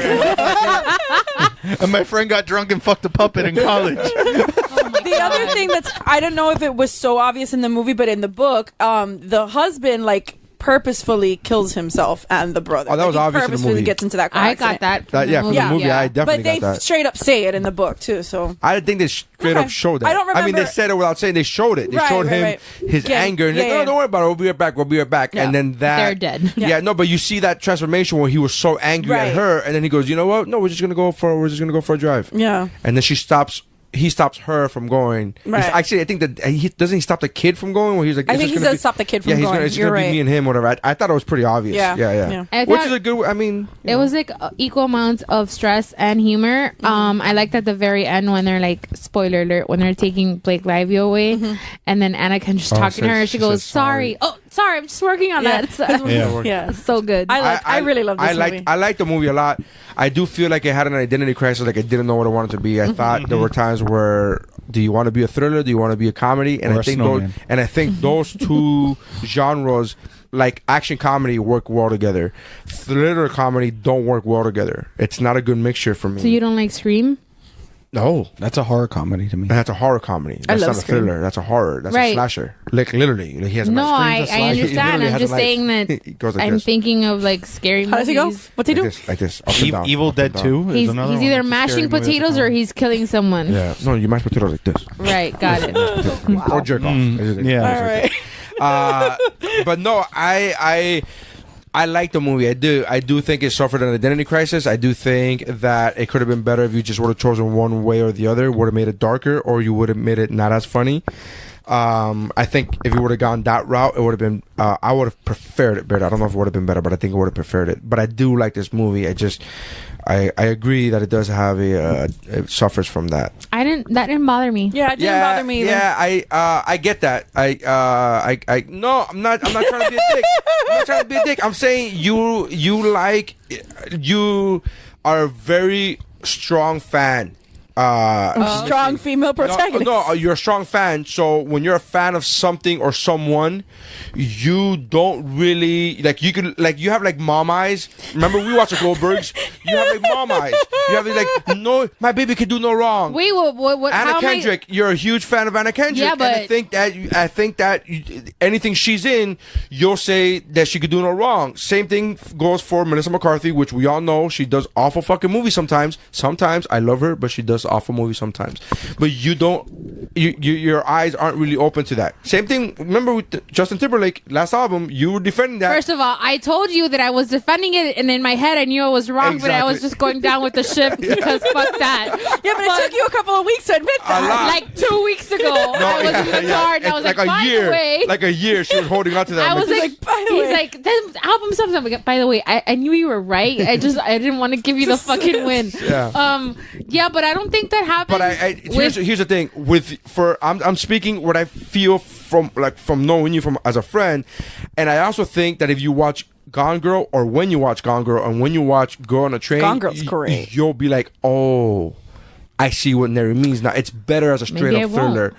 Maybe you won't. Maybe I'm not trying to put any ideas in here. I just think that when you take a movie like A Simple Favor and you take away the humor and you make it a straight up thriller, I think it makes it a better movie. Again, I'm not saying I didn't like the movie. I enjoyed the movie. I'm just saying it would have been better. To say, just on that, what you just said, like, I am an Anna Kendrick fan, but not on the level of other people that I'm a fan. No, I didn't say she's on your mountain of fan, but you are a fan of hers. Yeah. I mean, she was the best part of Twilight. I mean, that's what I was gonna say. That's what I was gonna say. The only bad movie that I can think of that she's been in is Twilight. Well, yeah. I mean, and she tweeted a couple of weeks ago. She's like, "Holy shit! I just remembered I was in Twilight." Yeah. It's fine. Anyway, try to forget that as much as possible. That's the only bad movie that Anna Kendrick has been in. Oh, Anna Kendrick. Yeah. That Anna Kendrick has been in. I mean, she was nominated for an Oscar right after Twilight. Yeah, I mean, I heard Pitch Perfect 3 wasn't good. I haven't seen Pitch Perfect 3. I haven't seen it. They said it's not great either. I liked it. Well, yeah, but you like the Heat, so what do we Fuck you. The Heat's funny. All right, Jeff. It is. Mine's gonna be tabled. What do you know about Love funny? Simon? Oh yeah, I have it higher. Really? Yes, I do. Top 5? I don't. I'll tell you. Doesn't matter. Never Don't tell mind. her. Don't ruin it. Don't ruin it. I'm Don't not say. going to tell her the number, but Don't say if it's top. We'll get to it when we get to it. All right. Jeez. All right. My 10, 9, 8. My number 8 is Red Sparrow, which I know nobody here has. Honorable mention. Dave would have had it. I still haven't seen that. That's one I forgot to watch. No, you said that you started watching it and then you. But then you guys said, and then I was like, you clearly didn't get to the 45-minute mark, and you were like, why? I'm like, because they show her fucking boobs like out, like she literally spreads her fucking legs. I'm like, there's no way he got to 45 minutes. And then said that you would not have stopped watching this fucking movie. Like, there's no way you can watch Jennifer Lawrence spread her legs and go, you know what? I'm out. But you've seen the fappening. I mean, yeah. No, I don't look at my fucking screensaver. Seen it. What? Seen what? The fappening. The fappening. When celebrity when leaks, when they iCloud leaked everybody. With all this. I didn't. She was one of the. It's called the fappening. No, I know that she was one of them. I just never seen the pictures. Please don't airdrop them. God damn it! Why did I say that? No. No. Do you want to see some divas too from wrestling? No, but Red Sparrow is fantastic. I love this movie a lot. Wasn't this essentially the Natasha Romanoff story? No, this was so much better. I know. I was fucking around with Dave. I really legitimately love this movie.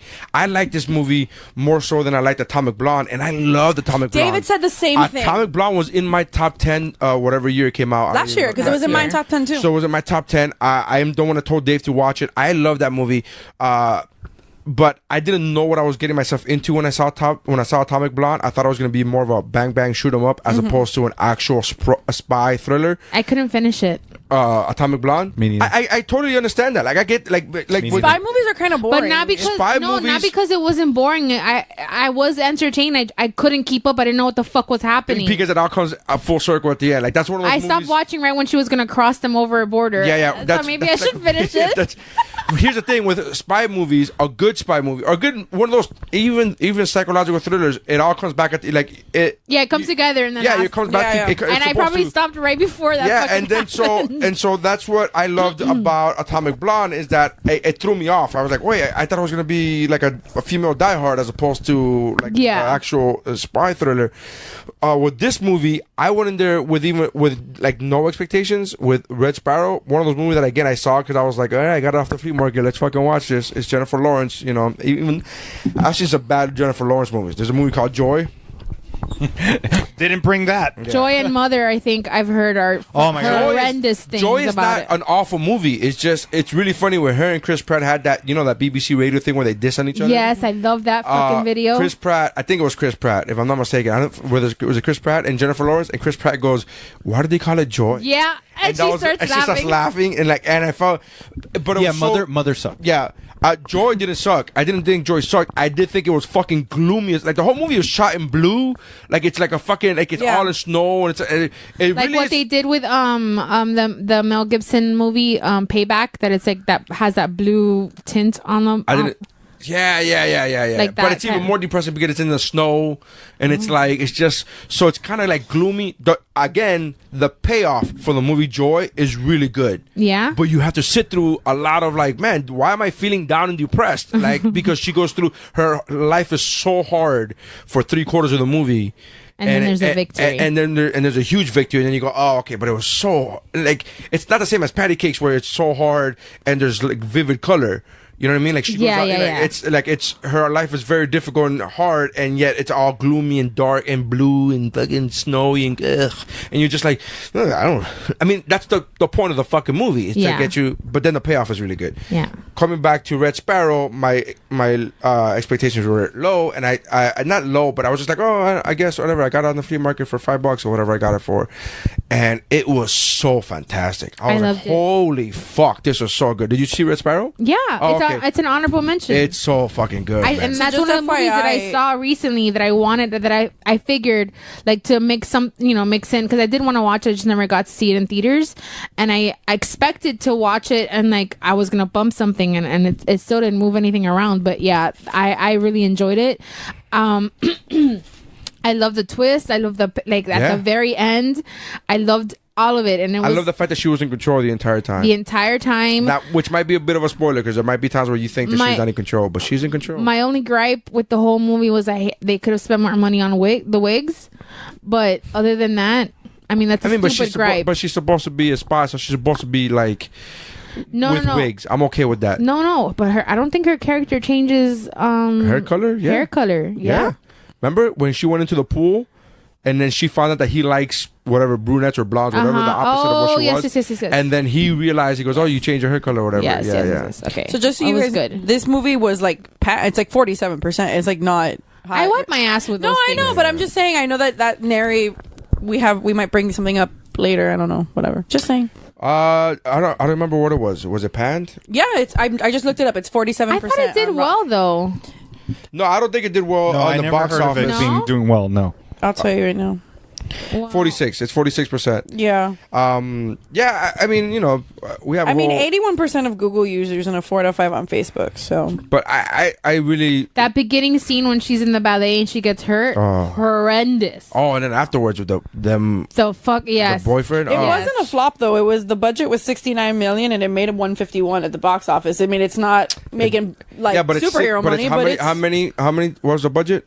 69. 69 plus marketing. Right. And the marketing is usually half of the budget. Right. So you're looking at $100 million movie, and then it brought in 150. So it broke even. Pretty much. It's like more or less a little bit better than breaking even. So, but I mean, I watched this movie and I was like, holy! But I do like a good spy movie, even and a lot. And you're right, Steph. A lot of spy movies are boring in the sense of there's not a lot of actual shooting and killing. It's a lot of conversation. It's a lot of conversations and finding out who's lying and who's telling the truth, and which I enjoy. But I see why people don't like spy movies. It's not everybody's cup of tea. Correct. I totally get it. You're right. I totally get it. Did you find Did you find yourself throughout the movie trying to figure out who she was trying to play, or was it clear to you the whole time? Yeah. No, that to me, I was. It was clear to you the whole time. No, I didn't. I was trying to figure out.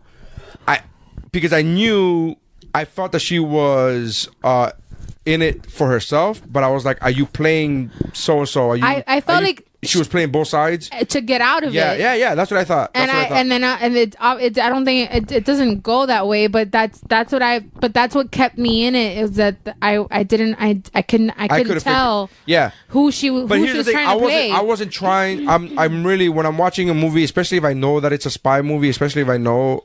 I'm not trying too hard to figure it out. I'm like, let's just go for the ride.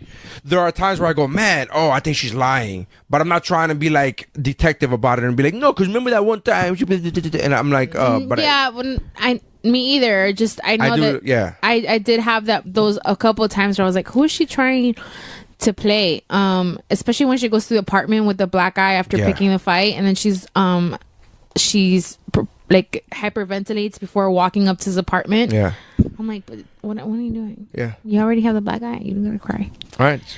Cool. So that's my number. I liked 8? it a lot. Yeah. Yeah. All right. 7. A Quiet Place. Table. Oh my god. Table. Stephanie? My number 7, I don't think anybody's gonna have it because you guys all talked about how it got moved off like really quickly. My number 7 is Black Panther. Jesus Christ. 7. Do you have more than one superhero? No, this is my superhero movie. Stop. Yep. Oh my god! Oh my god! What just happened? Jean-Claude Van Damme doing a split as a Funko. Oh my god, Neri needs a break. Hold on. While you start talking about Black Panther, I have to show this to Dave. No, this is my. I didn't want to talk about Infinity. I didn't want to bring up Infinity War. I knew you guys were going to bring up Infinity That's War. stupid. But that's a dumb reason to not have it on the list. I like this more than Infinity For War. calling you stupid, it's happening. I liked this more than Infinity War. Say that then. Don't mention the other thing. But say that. But that doesn't mean I didn't like Infinity War, and I was only going to pick one superhero movie. Why would you only pick whatever makes your top 10 or makes your top 10? I told you I was trying to diversify, and I was trying to pick one of each, But if it- not more than one in the same genre. Okay, Yeah. but if you're watching, all right. So let me give you an example. All right, so just Don't. all right. This is I don't. how I It do doesn't make any sense to me. Like if it's in your top 10, who cares if it's the same? If you already have that genre, it's your Because top I 10. don't want it there. Then it's not your. Then it's not you really your top 10 list. It's your top 10 of. Listen. It's your top 10 of genres. I'll tell you what helps me make my list is how. If it's a movie that came out earlier in the year, how many times I've rewatched it? I have not rewatched Infinity War. I've seen this 6 times. Because But you're a who kid. asked for it? No, because I like it. Really? Yes. No. Oh, this is. I love this movie. B. Jordan. That's why she watched it. Yeah. Okay. Killmonger. I mean that. I mean, you could watch fucking Creed and get a better I version haven't of seen that. either one of You them. could- So. Wow. Does he without a say shirt. "Hey, Auntie" in Creed? No, he doesn't. He says, "Unk." Yeah, he does say Unc. Yeah, but, Yeah, but is she an unk? the way that he says. You want to be his aunt and fuck him? It works for Aunt- Daenerys and Jon Snow. Nephew fucker. Nephew fucker. It's still not as bad as a brother fucker. Yes, it is. Yeah, no, nephew fuckers. I think because that's her half brother. So she's technically only a half brother. Fucker. Right. Yeah. You're a full nephew fucker. Ew. I don't want to way bring my worse. kids around you. I loved this movie. I don't care if it was like basically a Lion King ripoff. I It's don't straight give up. a fuck. Don't say basically. Say it's a straight I up. loved this movie. Straight up, not tell me I you loved really wanna the rip character. off Girl. Lion King. Girl, you know it's true. Are you a Lion King ripoff, girl? You know it's true. I loved T'Challa from Civil War. I loved him in Civil War, and I loved the expanded, the whole like. I will say this: this is a better Lion King, a live action Lion King Then the one we're going to the see one we're this gonna year. see. But Yeah. there's not a live action. I know it's all animated. I am very confused by that. It's It's not. It's just. It's not an actual lion. Just a tell me new- it's CGI. Yeah, it's just a new version of Yeah. animation. Anyway, go ahead. Anyway, I love the expanded. Hello. My drunk wife is coming in. No, continue. Go watch We're Crank. talking about Black Panther. Go watch Go, Crank. go, go. I don't need you to defend me yet. Call me for the defense. I will. Sorry, the sex scene in Crank is going on and I feel uncomfortable with your in-laws. Oh, that's Oh, the one weird. they have sex in the middle of the Okay. street. Okay. So, Spoiler. That movie's like 15 years old. so it's the under joke. your fucking That's- account, I that's bet. awesome. That's how the joke works. Anyway, I love the expanded universe. I love like not the expanded universe, but just getting to Wakanda and find like discovering it and discovering the culture. I thought it was a and- visually a stunning visual 100%. movie. I mean, Up but- until the end.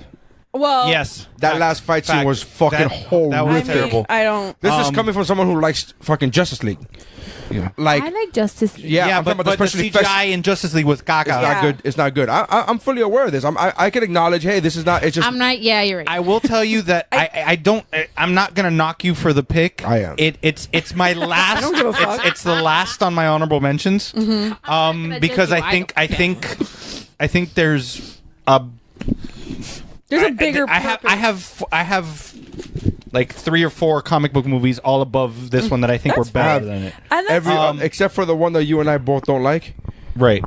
There's every other superhero movie is better than this. But I the characters in it. Killmonger is still one of my favorite villains in the MCU. and he's but the thing about Killmonger is that he's a villain that is not really He's actually his right. motivation is Right. not wrong. Right. There's It's- actual T-shirts that say Killmonger was right. Yeah. yeah, I've seen that. He's more right than Thanos. It gave me my Kind of the same. It gave me one of my favorite characters in the Marvel MCU, M'Baku. Yes. Oh, Who's yes. still alive Don't from get it. Infinity War. Yeah. You he's- wouldn't. I would climb that motherfucker like a tree. 8. No. Yeah, I would love to see you climb a tree first. Let's see you Wow. climb a tree. Climbed many a tree. Sure. So, Sure. Anyway. What I liked about this doesn't movie, good one. Thank you. Good one. what I liked about this movie was, and I About the think trunk. Vanessa was sitting next to me. I told her, I'm like, what Wonder Woman did for like little girls who watch superhero movies, this movie did it for African American community. Well, that's and I really also- like that. I would say I think that there's the overhype of this movie is because of the social importance Oh, of yes, this movie. fact. I So- agree with the social importance of this movie. Yes. Just like I did last year when I put Wonder Woman as my number one, saying that the social importance of this movie is far greater than the actual movie I itself. took social importance this year as a huge factor in my list, and that's part of the reason that this is on there is because it's so important just for representation and for I'm very proud of the fact that it did so well. I'm happy that it did well, I'm yeah. happy. Yeah. I'm happy that I'm proud of the fact that I called it a year in advance.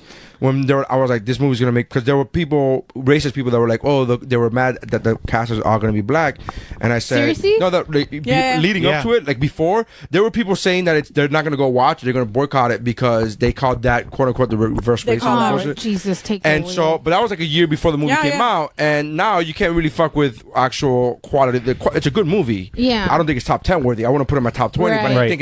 think it's a good movie. Yeah. That's not taking anything away. I'm not trying to take anything away from it. There was a lot of good and great movies last year. Yeah. That's the thing. And there was also Black Panther. So I don't think the movie's great. I don't think the movie's great. I think I loved it. What's your gripe? my gripe is a couple things. First of all, he killed Killmonger when he ultimately did what Killmonger was gonna do, right? Like he went to them and then but Killmonger just wanted them to share for Wakanda to share the wealth.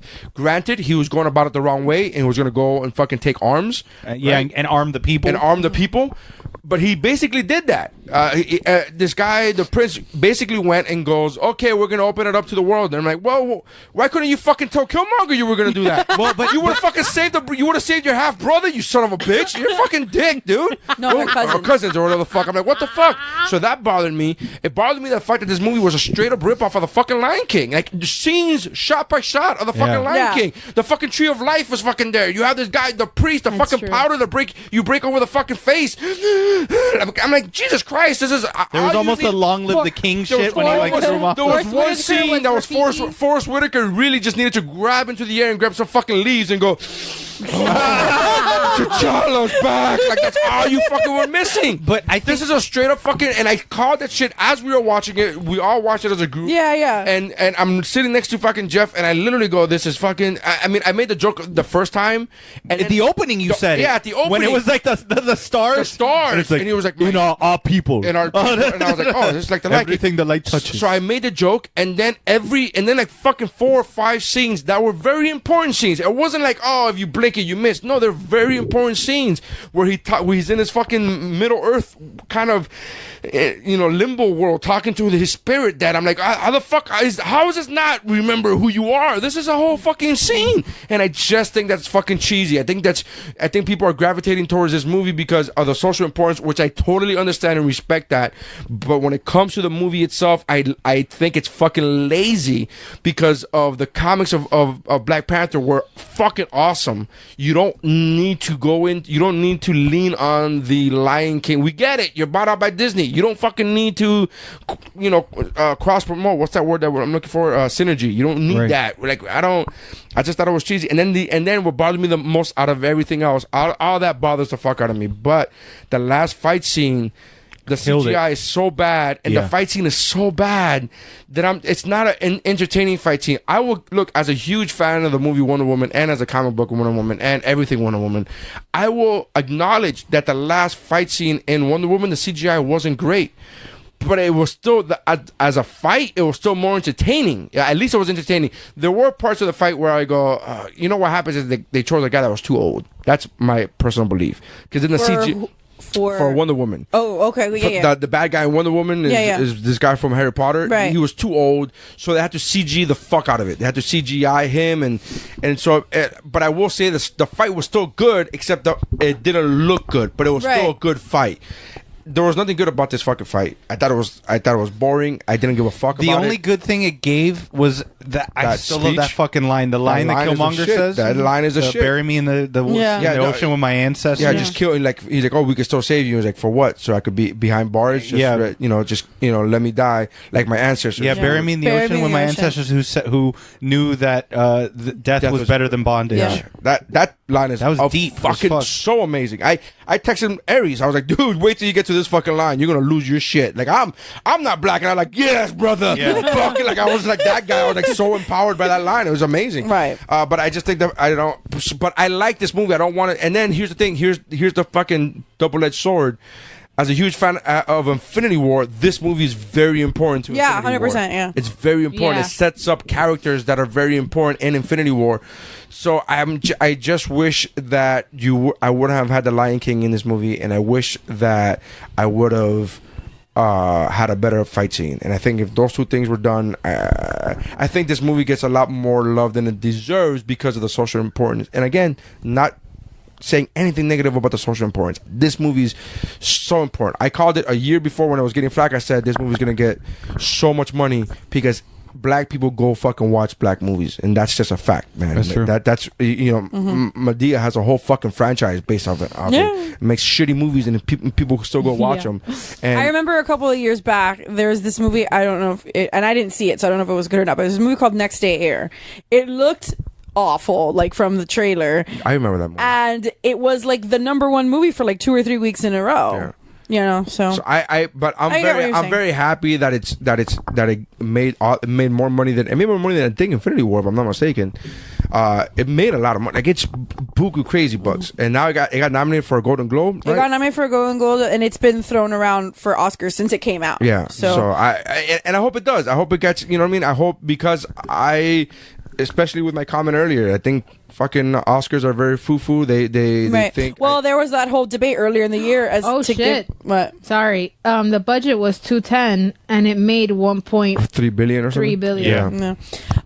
The Oscars earlier in the year were debating adding a achievement in popular film category, and there was a whole lot of backlash because the consensus was, oh, we're gonna invent a new category because we don't want to give Black Panther best picture or nominate Black Panther. I best think picture. I'm very torn between that as far as the Oscar conversation, because I'm very torn in the fact I would love to see what I call regular movies. Right. Yeah, it doesn't have to be an artsy-fartsy movie to be a fucking but Oscar I think that contender. was the point of people getting upset about Yeah. that, is like, if it's a good movie, just put it. That's Yeah. where I'm saying, like, I'm not Right. opposed to, like, but you're right. If it's a good movie, you don't, just like I don't like, my brother, who's an animator, hates the fact that there's a best animated film animated film category. He was like, that's a category that they literally just made to appease the animators and be like, look, you got an Oscar too. It's like, no, like Beauty and the Beast got nominated for a best picture so along with a everybody few else. of them So have so Toy over the Story years. 3 got nominated for a best picture. Up did as well. You don't have to, like, those two. That to me is what bothers me. Is like that's the, like what I said earlier, when people go,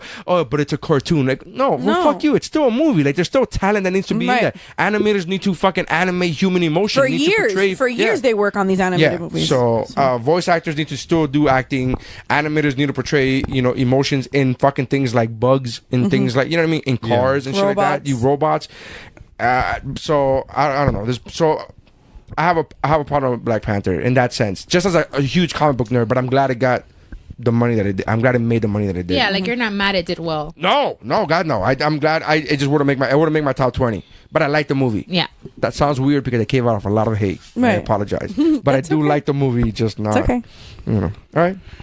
Okay, my number 7 is my only documentary, and it is Funko: The Making of Fun. This was so hard for me when it got bumped off. Remember I told you? Yeah. Like, no. Is this the one that you dropped today or earlier? No. No. I dropped this earlier. It's literally a documentary about the company Funko, but it's especially for somebody who's obsessed with Funkos. What? What? And the Funko brand, the Pops, but the Funko brand. It was really cool to see, because there's stuff I learned about it, because Funko's been around for a while. I came into it recently, but there's a lot that you learn about the Funko brand that I didn't even know, that it's not the original owner, that he sold it he made it super successful in 3 years and was like, I don't want to do this anymore. So he sold it to his friend. Right. To a fan. Well, But it was a friend of his. It was a fan. It was a fan that became a friend. Right. It was a super fan that became a friend, and then he sold it off to the company. I'm not like a big toy person like you guys are, but in watching this, I didn't. I'm not a toy person at all. I don't know what you're talking about. I didn't know that they did more than just Pops. Yeah, because they started with bobbleheads. Right. Well, the guy that took really? the guy that took over actually is the guy that started Pops. Yeah. And there was backlash amongst the Funko community. They're like, oh, that looks too cutesy. What the fuck are you Right. doing? These aren't bobbleheads, because they want a straight up bobblehead. Yeah. And that was one of the things that it's a great. But you learn so much about the insides of how the business went, and it's cool because Funko in the last few years started doing shirts. Mm-hmm.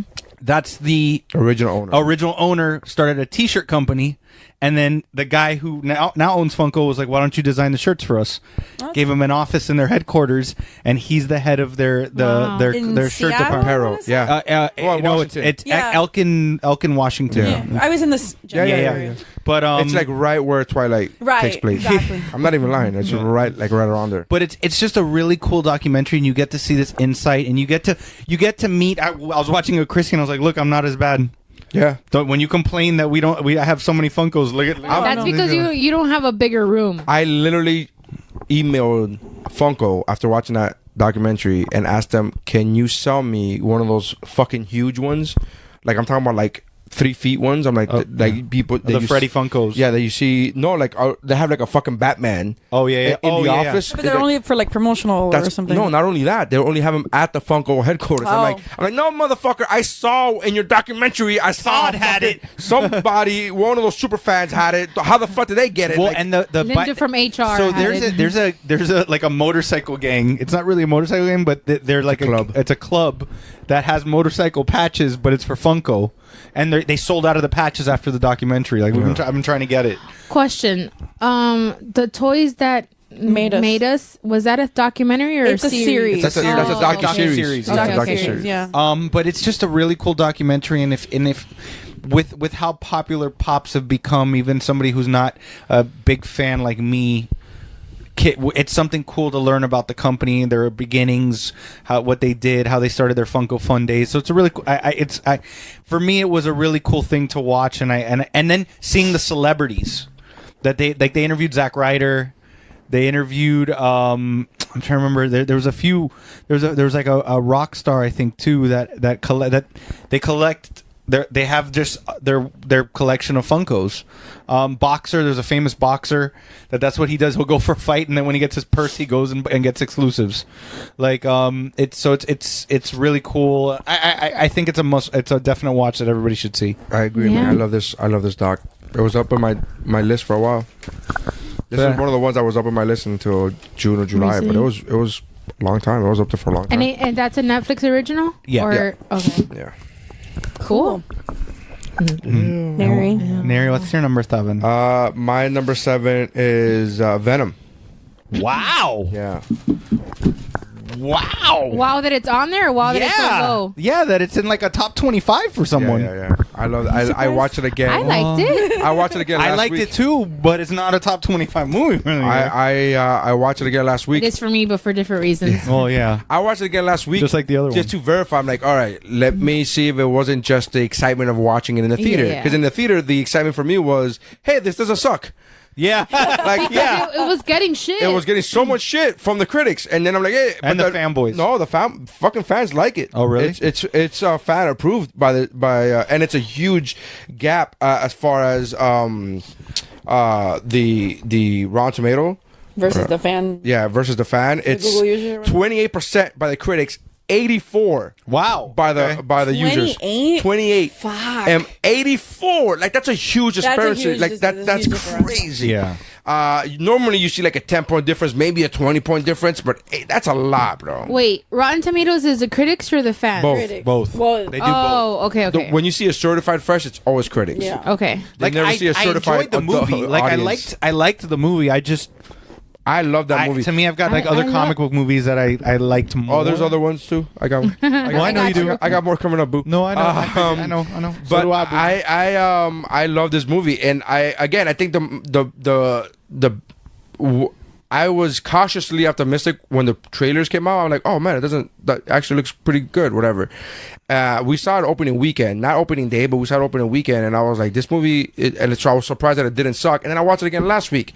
So you go, maybe it's on my list. I want to make sure, and I watched it again. I'm like, no, this movie is really fucking good, really. And it pains me to say this: the weak link in this movie is Michelle Williams. And again, as a fan of Michelle Williams from back in the Dawson's Creek days, I was like, that pains me to say, but it's the truth. Not to say that she did bad, but I could literally just get any actress and just plop her in that same 100%. role, and that to me is not a sign of a good performance. When you just, you know what I mean? A sign of a good performance is like, I can't see anybody else as that role. Like, you know, the best Robert Downey part Jr. to me, you can't see anybody else as Tony Stark. The best part to me about that movie was the interaction between him and the symbiote. When he finally gets the symbiote, so fucking great, man. When he finally gets a symbiote, from point forward, it's just the ride that takes you on. I thought it was so great. I loved when the fucking symbiote came out and like did a face-to-face talk with him. I'm like, holy shit, this is such a fucking cool way to do this. Yeah. Because it's not. And then you watch the behind the scenes and it's so fucking cool. He had that. He would tape, because he does the voice of Venom as well. Right. So he would tape that before filming the scenes with as Eddie, and then he would have an earpiece in his head, and he would have Venom talking to him in his head, so he would know, be like, what's going on? What's it? Like, so I'm like, oh shit, that's fucking really cool. And he would do that every day before that day's scenes. So whatever scene they're shooting that day, he already recorded Venom's part. No, he recorded it that day. So right. That's what I'm saying. He'd record Venom's part that day. Like, it was super fucking cool. That's really interesting. It was super interesting. I'm like, holy shit. And here's the thing: I'm not a fan of Spider-Man comics. Like, I've talked about this through Geekmore and WuBro before. I'm not a fan of Spider-Man comic books. I'm not a fan of Spider-Man the superhero in general. I don't dislike him.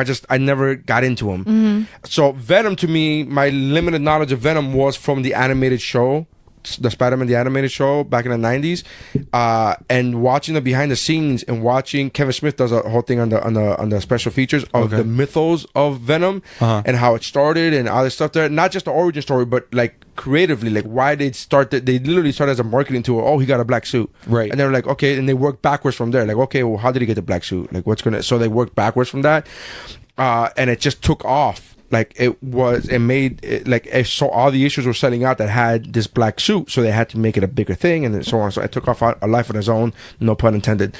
And I loved when I saw that. And then Lady Venom is a real thing, is an actual character in the comics. I didn't know that. So when you see Michelle Williams take on the symbiote, or the symbiote take on Michelle Williams, I thought that was just something cool when I saw the movie. But then after watching that and knowing that that's an actual character, I'm like, oh fuck, that's really fucking cool that they gave us a character that's popular in the comics that I didn't know about until now.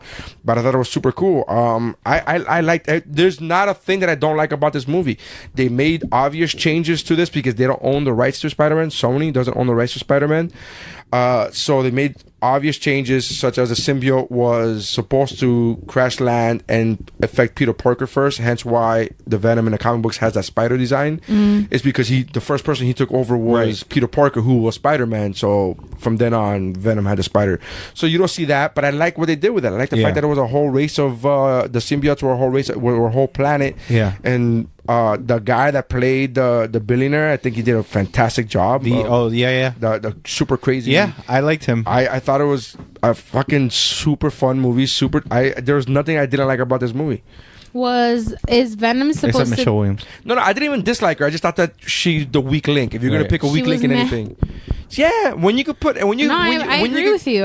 When you could put anybody in a wig and just plop her in that fucking the wigs role. are upset. You know what made me funny? What made me laugh is that, like, it wasn't until after I saw this movie that I realized, leading into this movie, there was this guy Tom Hardy on his Instagram was showing a lot of pictures of him working out, like getting ready for Venom, like practicing boxing and all that shit there.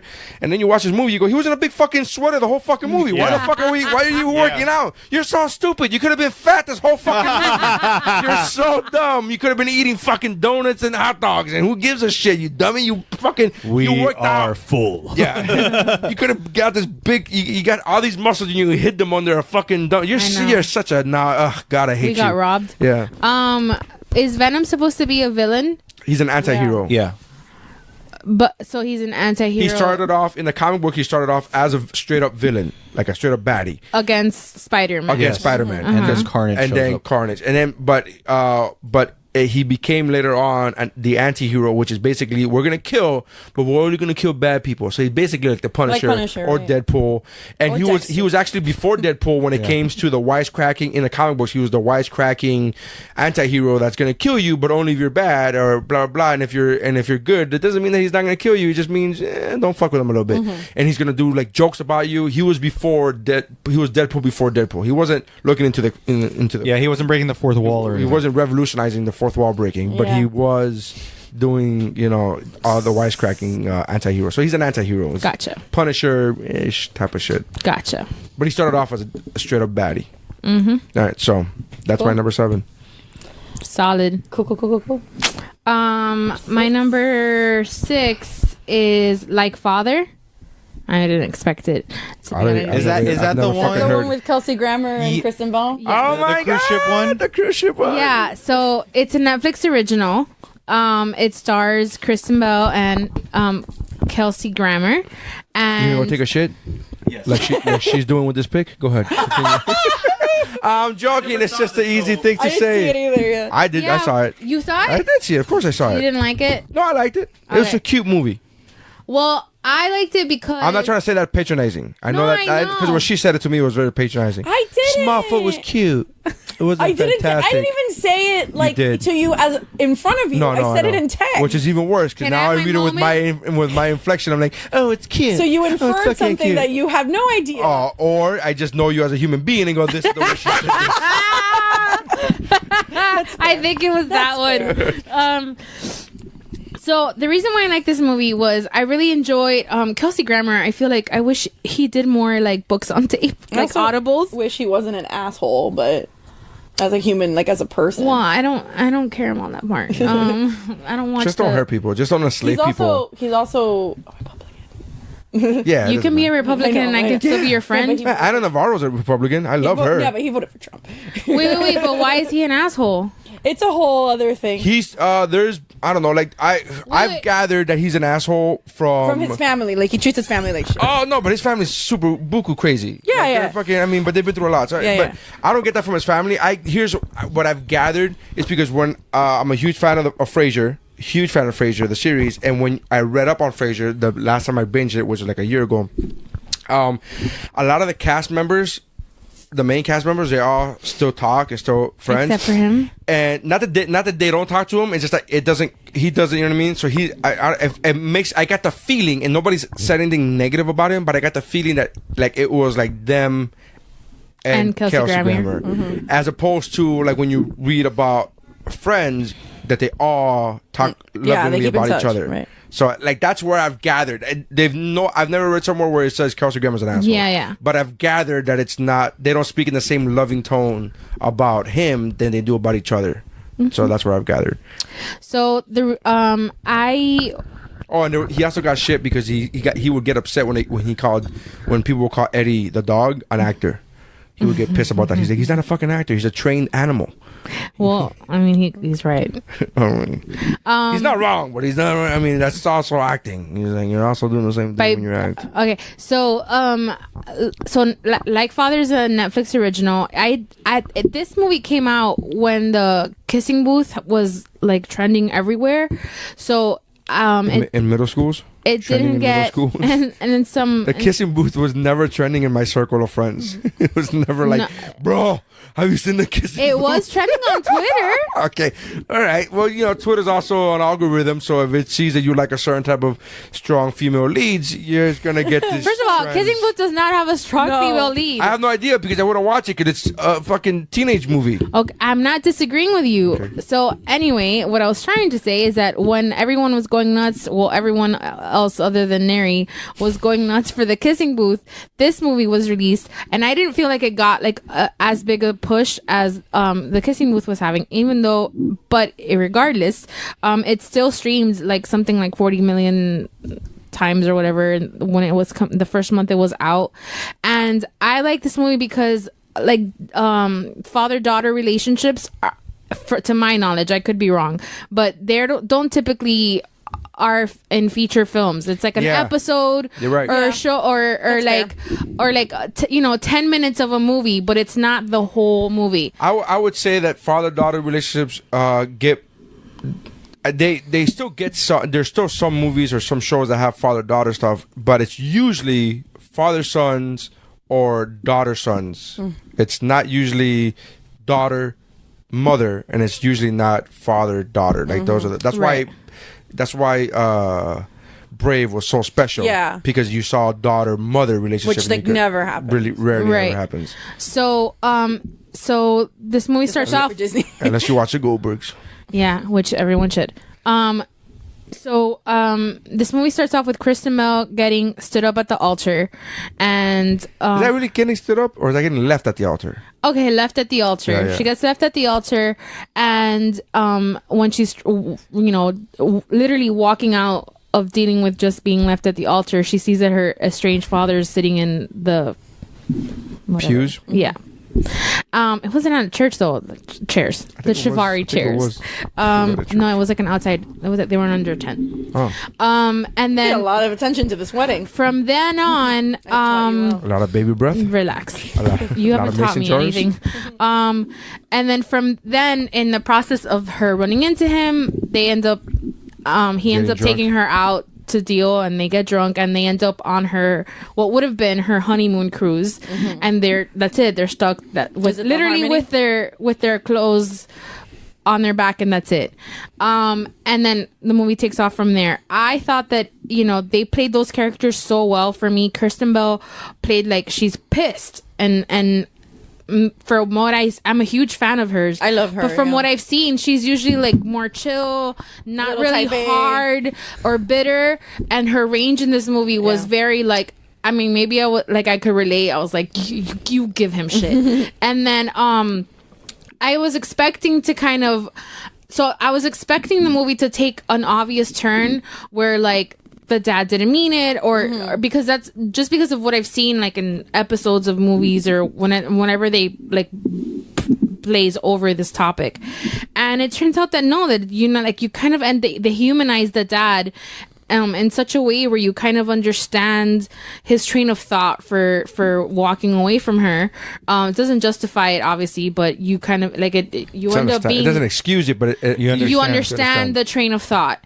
And I think that for me, the whole movie was a home run. But that scene that when they're out in the excursions and they have like he loses his shit and throws her phone in the water. She gets it and whatever. They end up talking for a couple minutes afterwards, and he explains to her like in depth how much he cared about her, like, and why he ended up staying away for all these years. And she has this breakdown where it's like you could tell that this character got the answers and like the closure and like just the information that she needed to like instantly heal herself, like 20 years worth of drama. And then it's just and then from there they just end up striking up like such a great relationship. So fun fact about this movie that I mentioned, I posted about it when I first saw it on WuBro, because they were filming this in Orlando, they got Kristen Bell got stuck stranded for Hurricane Irma, and that's how she ended up hanging out with all those old folks in the hotel with the cutest fucking IG videos of all time. Yeah, I remember that. And it also made me want to sail Royal Caribbean like yesterday, because that fucking ship is thebomb.com, and they enter a karaoke contest, and it's fucking great. So I recommend it. Karaoke contest isn't real, and they both sing. So. I understand, I was just but it letting was you know. real to me in that moment. They have a karaoke contest. It's just not that. Okay, They have it like in one of the lounges. It's not like, hey, this is a main so show. You're telling me that Hollywood lies to us, No, it's Mary? just that one time. I just have, as somebody This is the one time. As someone who work on cruise ships, I'm like, that's not karaoke thing. You- Is not. They don't have rehearsals for the karaoke show. You know what I mean? You know what I mean? Like there's like in the movie, they literally have days upon days of rehearsing their fucking and I'm Like like, if it's a talent show. yeah, and I'm like that's not the way it happens. No, it's not. It's usually like, oh fuck, we missed the fucking I had- karaoke show because we're drunk as fuck at another yeah. bar. I had a whole routine prepared for that, and now you just fucking killed my dreams. Anyway, like Father, you should check it out. If you have daddy issues, tread lightly. Keep the Kleenex close because it'll stir some shit up. Can I tell you my gripe? Sure. My gripe with this If you want to keep ruining my life. is the fact that the guy at the altar left her. Mm-hmm. The reason why he left her is because she can't stop using her phone. Mm-hmm. And I'm just like, A, you're a millennial, so you're using your phone too. Fuck you. Not realistic. And B, is this new to you? You fucking knew you knew who you were fucking proposing to. Like this isn't like you knew who the fuck this was, and that kind of gets explained later on in the movie when it was told that he really kind of got back. He got fucking bullied into this engagement by her. Like because she was just trying to Move it along. trying to move it along, trying to be. She thought that this would bring her happiness, and so. But when I was watching the movie, I'm like, what? You're fucking somebody. But that's your only Yeah, that seems like a lame that excuse. seems like one of those things where Maybe you like butt stuff. Yeah. That's your only gripe? Like you were okay with the rest of the movie? and the karaoke not being That's a stupid gripe. It's not really that stupid. That's a It's big part of the movie. That's a stupid. big part of the movie. So what do you think they were gonna actually walk on the ship and be like, I have my tuxedo? I'm not ready." talking as an employee. I'm saying I think it's fucking. That's a big part of the movie. Is they're constantly. So let them have a moment. Okay, you can make. I think it's a bit of a stretch to think that it's a amateur karaoke show that has rehearsals. I think it's like. For my knowledge, it's a bit of a stretch that the dad comes back and tries to fucking fix it. So, sci-fi, drama, whatever. It's what These it are is. not the droids you're looking for. Correct. This is not the dad you're looking for. Correct. All right, move along. So, right. anyway, All right. yes, my number 6. Okay. My number 6 is my documentary. I wanted to make a point to see more documentaries as Neri talks about them all the time, and I like them, and I feel like in theory I should watch more, but I just never have I don't prioritize them. And there were 2 specific ones that I wanted to see, and this is the one that won out. My number 6 is The Gospel According to Andre. It's the documentary on the life of Andre Leon Talley, who was the editor at large at Vogue. This would be your fucking documentary pick. You fucking basic but bitch. his life is... Have you seen Devil Wears Prada? We've got the documentary Yeah, for you. Like is that what happened? You were watching Devil Wears Because Prada, you and then watched- Apple goes, people who watch this also watch. No, that's not why. I've known who Andre Leon Talley is for a long time, course. and he's I only know a cool Andre the person. Giant. When I've seen him, he's a cool person. But just to find out about his backstory and how he was raised in the Deep South in the 50s and 60s, which was not a fun place to be. He was raised in Mississippi, I believe, Mississippi or Alabama. Well, if you're white and straight, it's super fun. I mean, sure, but he's black and gay, so it's It's a double whammy. yeah. And then just when he moved to New York and like making friends with people like Andy Warhol and and vacationing with these super famous designers and just how he got into the world of fashion. And it was just, I don't want to go on and on about it because I know like I'm the only one that really gives a shit about this, but You can talk about it. Yeah, you can talk about it. I Talk about it. by like father. it's And I okay. still talked about it. But anyway, I saw I've seen a lot of fashion documentaries. I've seen the September issue, and I've seen the one about the Met Gala. So, this was I saw that one. It's called Ocean's 8. I saw that one. Which means you saw Ocean's 11 because it's the same movie. Did you hear me on Paul? yeah. He said he had the same I said gripe. that. I heard it, and he brought you up. Yeah. Oh, you did? Yeah, my he's friend like, Jeff that's said it my was friend Jeff said the copy-paste. same thing. Yeah, it was. So, what did you learn about Thank you. him Sorry, that I was couldn't listen to like? that. Well, Mind-blowing. really, it was more how he was raised. He was raised by his grandmother in a very Southern Baptist Mississippi, and just he loves his grandmother and he bought her house like when he made the money, like he bought the house back for her and a whole bunch of shit, but he owns it and he could buy a bigger house. He kept it. No, he owns it and he kept it exactly the way his grandmother has it. Like had it when she was alive. Like it's like his okay. like on like to honor her. Like that's what he did. So it was. I hope just, she cleaned it. It was for me as a fashion fan. It was super cool Fashionista. to learn about him more than I knew from his persona from like but sitting in the front row of Vogue or like being on America's Next Top Model or whatever. Okay, So- but what does it show like the story of him, or do you see him interact with through his job? Like, Yeah, is it all just all of it, and it shows him like and he talks about his whole life, and he talks about how he moved to New York when he was like 17 and how he got into the fashion industry and the respect that designers have for him, and like if he doesn't like something, like people have a misconception that Vogue is all Anna Wintour, right? And that's the lady that they're like. I know who that is. Yeah, I don't He's know. seen Devil Wears Prada. But That's why I know who that is. That's who the character in Devil Wears Prada I is based know on. that. So everybody thinks that Vogue is her, and it's not. Like it is her, but it's also the guy from the other guy. Right. So The guy, this would be the Stanley Tucci. That's what I was trying to remember the name, Stanley Tucci. This, I this know. is the Stanley Tucci character. I get that. I understand that. Anyway, Cool. I liked it. I'm It was glad cool. you enjoyed it. It's on Hulu. Is it on Netflix? Oh, It's on Hulu. Oh, okay. It had a wide release, like a theatrical release, and then it's on Hulu. Like if you want to watch it. Cool. Thanks. Nice. Cool. My number 6 is Infinity War. Table. All right. Figured. Nice. My number 6 is Aquaman. Yes, I could finally talk about it. Did you say it earlier? No, I want to talk about him. But it's not on her list. Oh, it's not on your list? No, sir. Oh, wow. Yeah, I Good for you. I legitimately loved Aquaman a lot. I'm shocked. I love the first 40 minutes. It was great. Listen, this is where we're gonna start fighting you, motherfucker. No.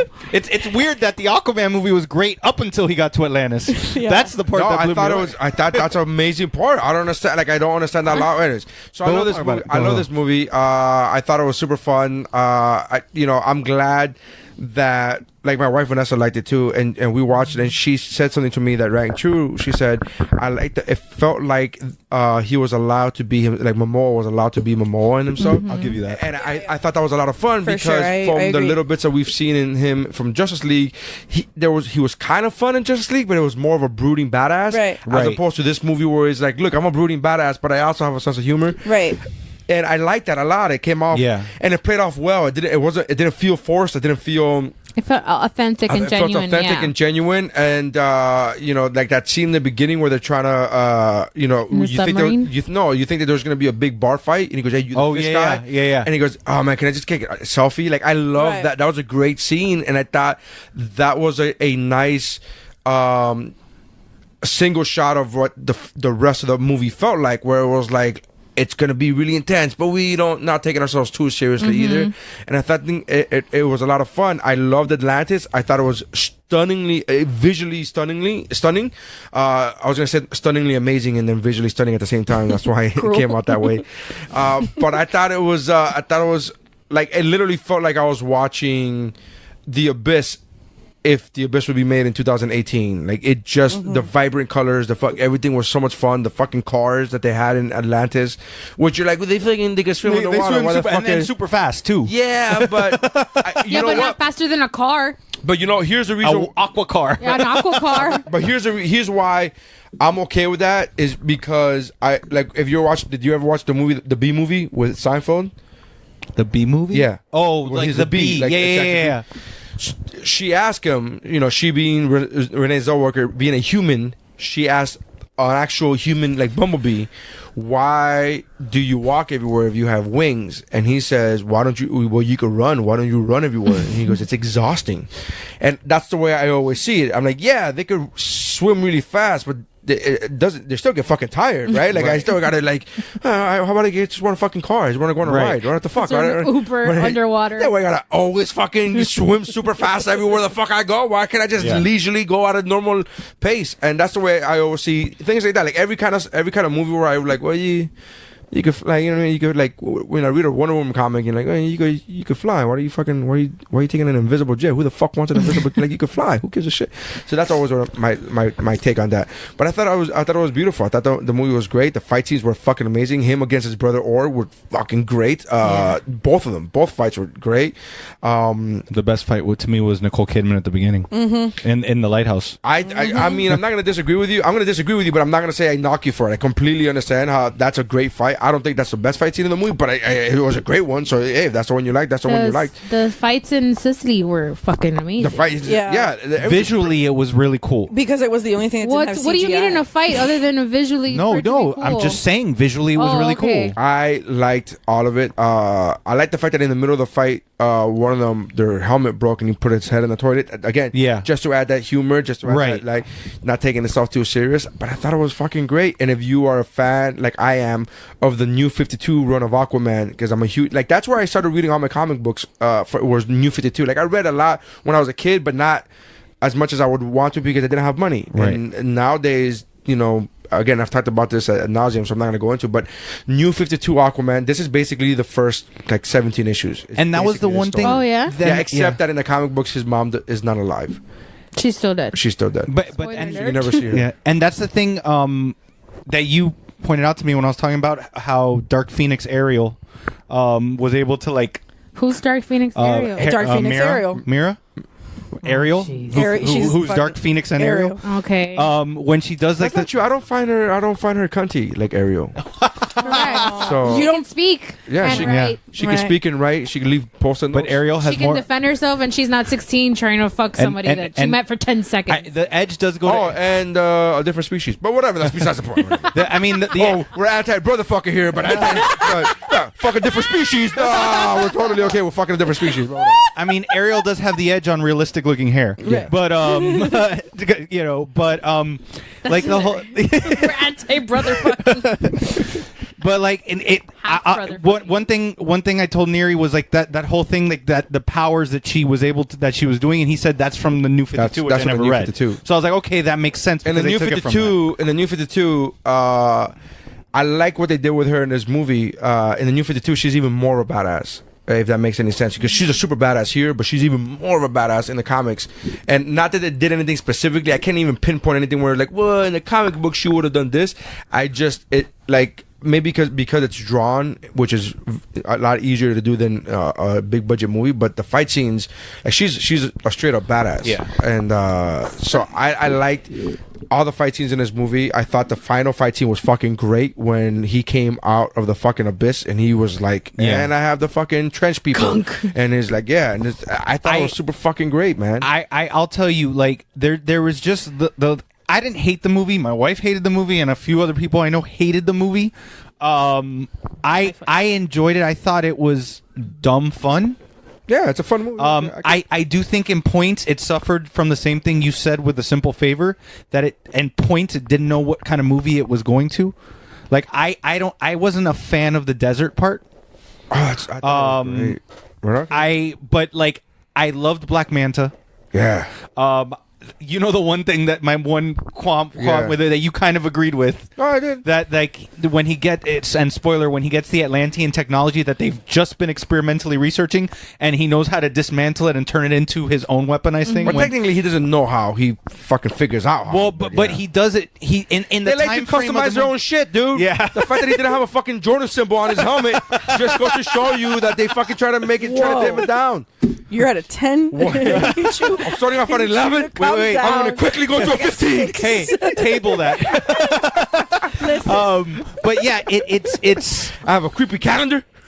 but I was just like, okay, there's super advanced technology, and then this guy who was a pirate is able to he's not a pirate like fucking like he's Johnny not like Jack Depp. Sparrow. He's a Somali pirate. He's an actual fucking he's technologically advanced. Like he has all this, he's like dealt with shit before. He has funding. And the thing is that there's I'll tell you this, one of my favorite scenes of the movie was the submarine at the beginning. To me, for different reasons, but yes. Well, when he said permission to come aboard, I was like, yes, ma'am. Yes, sir. But but like the Did everybody else watch that without their pants? I did. I mean, did everybody else? Is it just me? Because I literally just took my pants off. I was digging my nails into my seat like, goddamn. But Neri and I were saying that one part that we both loved was the fact that he left the guy to die. Yeah. The dad. I thought that was a good character. That you're a hero, but you're like, you know what? Fucked up. Fuck you. You fucked up. Yeah. And I like the reasoning that he gave at that time. Right. And I like the reasoning that he gave retrospectively where he said, I made an enemy for life and I shouldn't have done that. Like he was he was learning from his mistakes. That's what you do. Like I love that. Like a lot of people gave shit to Man of Steel for killing Zod. I'm like, what he was a Superman yet. Like he was just learning how to and I love when you see even great superheroes when they mess up, when that shows humanity and that's what you like, you know what I mean? But he learned from that and I thought that was great, man. I love the response that he gave because his logic then is like, you just killed a bunch of innocent people. You got yourself into this, get yourself out. Right. Because that's a strong, like in a court of law, you'd be like, well, I mean, he does bring up a good point, Your Honor. You did kill a lot of people. Kill a lot of innocent people, not just people, innocent people, right? And then, but afterwards, when he's like, I made an enemy for life, and I don't know if it was that I should have helped him. Like I like that. That's also the flip of the coin. It's not black and white. It's a gray area where he could have been like he was right to leave him there, but he was also wrong to leave him there, and he could have been, you know what I mean? He didn't deserve his help, but he also should have given people the help that even those who don't deserve the help. Right. And I think that's a lesson that he learned. I love that part. That was a great part of the movie. There's nothing about this movie that I didn't love. Like I just love this fucking movie. Was I the only one that was like waiting for Willem to just because Pobrecito Willem Dafoe, but waiting for Willem? Yes, he has bad guy face. That's what Christy was saying the whole time too. I was waiting for Willem Dafoe to like turn, and I was like, oh, so you're just gonna be good? I was actually the route. I didn't know like. When he was like at that when they went to Atlantis and he was like showing him whatever, and I was like, este es malo. I was like, no, I didn't think because I know the comics, so I knew Orm was the real bad guy, but I was like, I think you're spying for the fucking. I think you're spying. Exactly. One thing I did tell Christy was I wish you had a villain of the caliber of Orm in Justice League, and I might have liked it more. I think Orm is probably one of the best villains that they've come out with. I agree. And for the DCU, and Marvel. You know what I mean? And again, not being that I hate when people watch a DC movie and they go, oh, but Marvel. I'm like, oh fuck you, just watch a movie for the fuck. Stop comparing. You can like both. So not to be that guy, but Marvel MCU has suffered from bad villains in the past. Not all of them. You know, we talked about Killmonger, how great Killmonger was, and they're a really good. What's his name? Baron from Civil War. Baron Zemo is I still think he's the best. I think Thanos overshadowed him, of course, because of how big that movie was. But Baron Zemo as a villain is fantastic. So I think Orm was great. I agree. I think Orm was great. I would say, even as a fan of the movie Justice League, I think Orm is a better villain than Steppenwolf. Part of that being that Orm has some kind of humanity towards him and some kind of like you could see his logic. Conflict. There's a reason for that. It's not just I want to take over the world for the sake of taking over the world, which is what Steppenwolf is, which is what Deathstroke is. With what's his name? Steppenwolf's boss. Oh, fuck, am I drawing a blank? Why am I drawing a Darkseid? Sorry. So, but those are the best kinds of superheroes and villains. The ones who have conflict, the ones who have, who have some humanity, who aren't all bad, who aren't all good. Those are the best kind of characters in general, not just superheroes, but characters in movies that you don't want to. But I agree. But I love this movie, man. I don't understand, your wife Christy hates the movie, and I'm like, I don't understand. I don't understand people who hate the movie. I don't hate it. I definitely didn't love it. I barely liked it. What the fuck is wrong with you? No, I just don't. Why? I fell asleep in this movie. Well, I was tired. I was bored. I was bored. Yeah, I was bored. What the? Yeah, what is that? I mean, look, I'm talking shit because I know there's a movie that's going to be on I know one, probably two of your lists that I'm going to say the exact same thing from, and you guys are going to look at me like I have three heads. I get it. I totally understand that. I don't understand how you fall asleep during this movie. And I wanted it to be good because this is what I want you to understand. I wanted to like this movie. I love Jason Momoa. Like, I wanted this to be good. But You don't love him more than I do. no, I don't. That's fair. No, she didn't say that. I didn't say that, but I've been a fan of his for a long time. And to be fair, his mom doesn't love him the way Yeah, he that's did. Yeah, yeah. his wife, Lisa his Bonet, sis- doesn't love him His as much sister as she might. loves. No, maybe his sister. But I mean, first of all, it was like a good 40 minutes too long. Like I don't see I thought think it it was suffered so from long. length a the little bit too. director's cut. So long. I thought it was long, and I didn't feel how long it was. I knew it was long was because when I got up, entertaining. I knew how I was long because when I got up, my ass was sweaty. But I didn't feel that it was like. When I was watching it, I didn't go, "Fuck, when is this movie going to be?" And again, we're going to talk about this another movie that I felt that way about, but I didn't feel that way about this movie. But I tend to judge. Part of the judgment in a movie is do I look at my phone? Oh, and yeah. I looked at it like twice during this movie. No, I have a problem. First of all, I have an actual addiction to my phone, and I've said this for years, and I've also admitting it is the first step. Well, one, I've admitted it, and two, I've said the following statement. After every time I've said I acknowledge and have an addiction to my phone, I've also said I don't give a fuck. Right. You've also said in the past that you like research movies as you're watching them. And that's my next thing. So one, I have an addiction to my phone, and two, I research whenever I go, fuck, who's that actor? What else has they been in? Right. I'm doing that all the time. So I feel there's been a couple movies where I've been so into it that I'm like, I don't give a fuck, dude. I'm all in. But that's like, to say that a movie didn't make me do that is not a knock against the movie. It's just saying that I'm really addicted to my phone. But that's different. To me, it's for you. Yeah, to me, I have more of a problem with that. But I don't know. Like, to me, didn't feel like it was too long because I never felt, fuck, what's going on here? Like, what I thought it was a great origin story movie. Like, I think you need that kind of, and it wasn't like 3 hours long. You know, it was 2.5. 220. Yeah, 220. But and you take away 10 minutes of that as credit, so it's 2 hours and 10 minutes that you're sitting there. I mean, really, that's average. I to think that's other really movies. especially superhero movies, especially origin movies that are typically longer than anything else because you have to tell the story. You have a lot to cover. Yeah. I'm gonna be honest. I was nervous. Not nervous. I was anxious for Jason Momoa because, aside from my obvious love for him, but in Justice League, the bits that he was in, I feel like he was stifled a little. So I walked into this movie kind of half expecting him not to really be, to completely honest, to not be talented, like to not have, I know I say this a lot, but not to have the range that he did, and for him to convince me, and 100% separate from my superficial crush on him.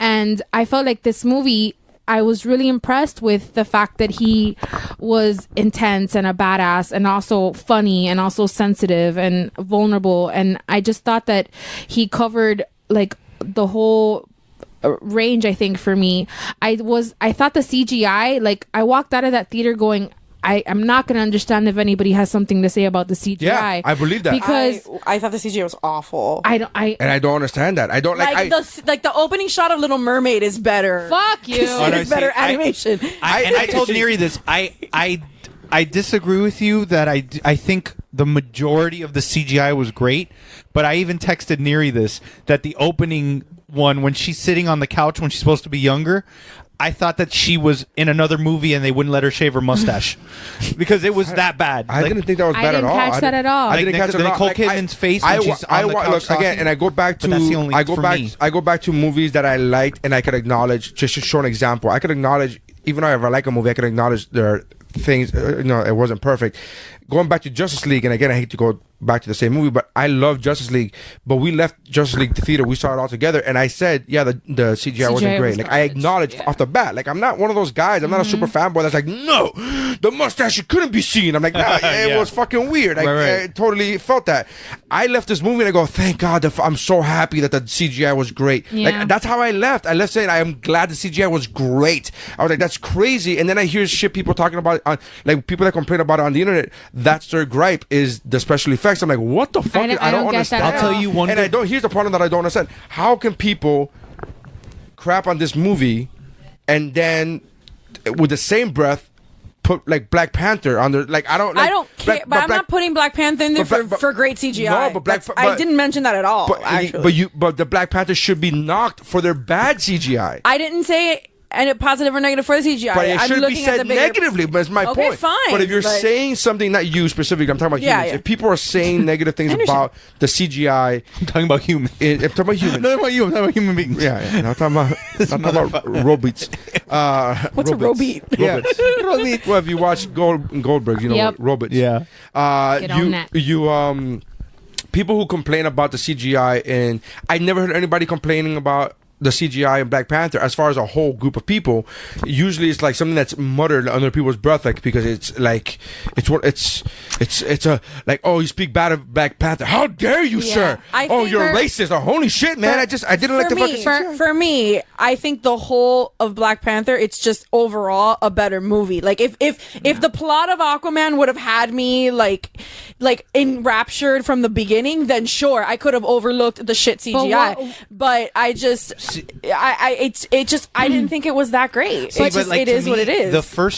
Like I said at the beginning, to me during the first 40 minutes of it, I was like, this might be one of the best comic book movies. I loved where they were going with the story, and then it kind of slalomed for me, and I was like, but I thought I was really into it for like the first 30-40 minutes. I was like, this is really cool. I like what they're doing with Nicole Kidman and his dad and Jango Fett, and I love that, like, what's going on. That was him. It was him. I'll tell you the one thing that I love, that we mentioned it in Justice League. I said it to Dave. I'm like, there's no way in this world this guy is bonking with Nicole Kidman. Like, no. Sometimes people settle. He's Jango Fett. Yeah, he's respect to Jango. Yeah. He fought Obi-Wan one-on-one, and lived. And I mean, sure, his son is a fucking piece of shit. His son, the apple fell far from that clone tree. That's a but footnote. still, from the decapitated head. But what was your gripe with the story? Well, no, I don't know. To me, it just got weaker.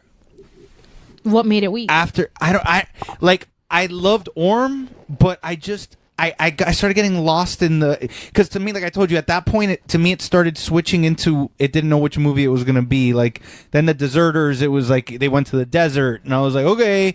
And then, like...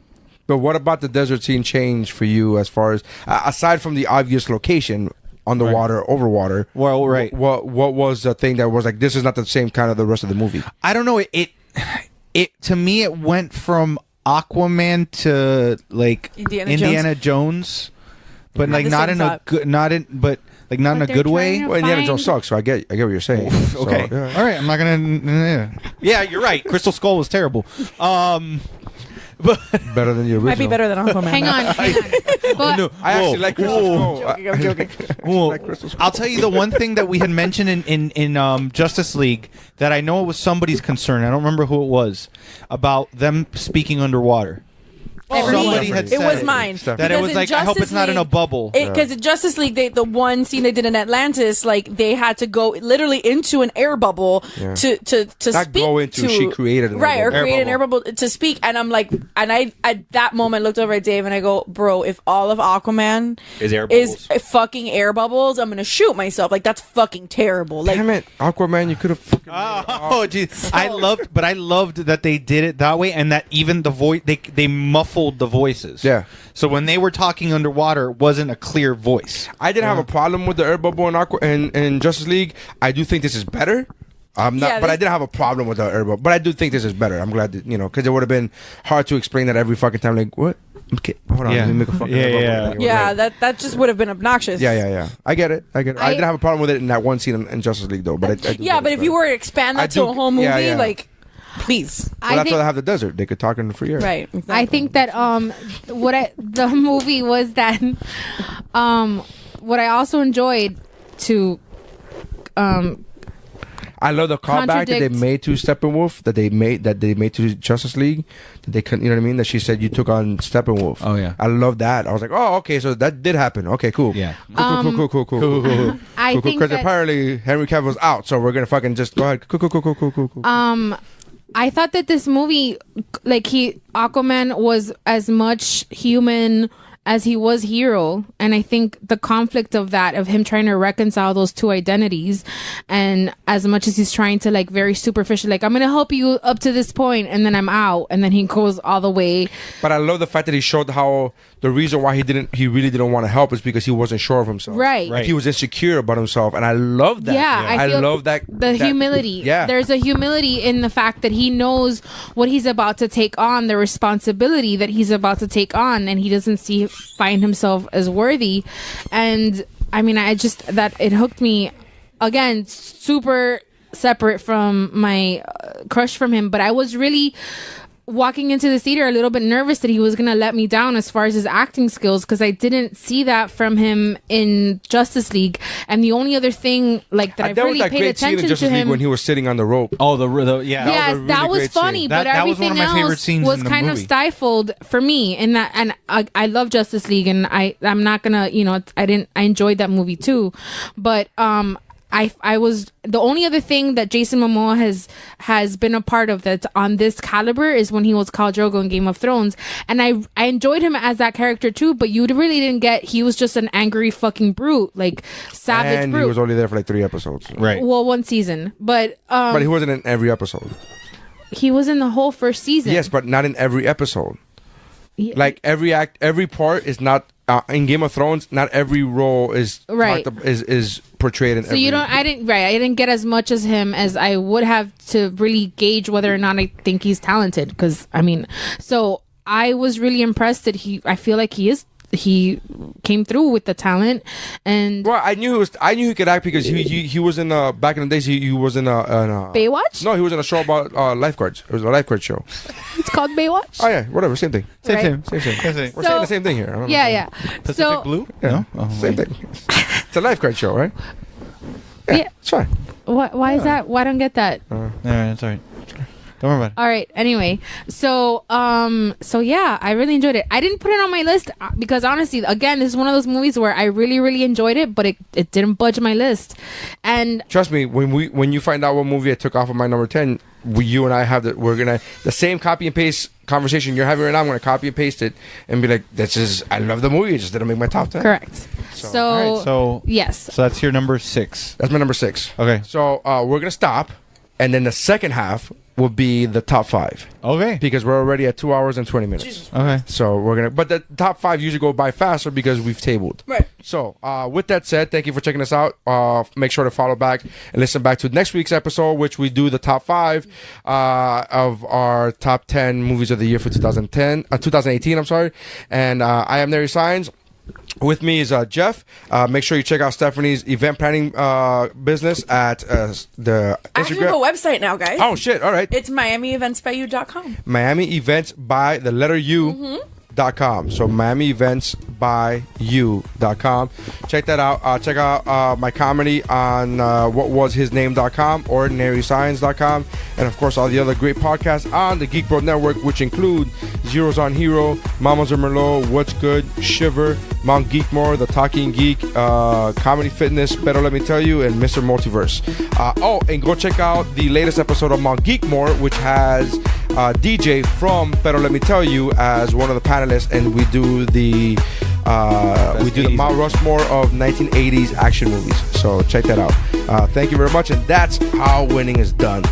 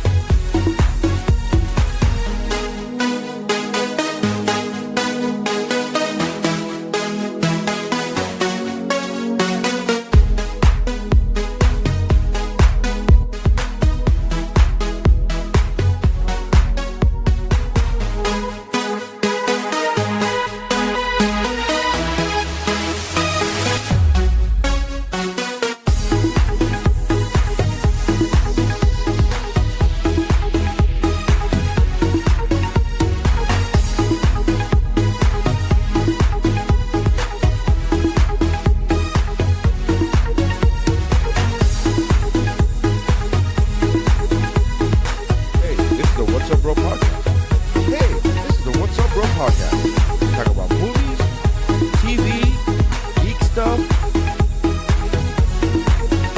news, pop culture, and it's funny, motherfucker.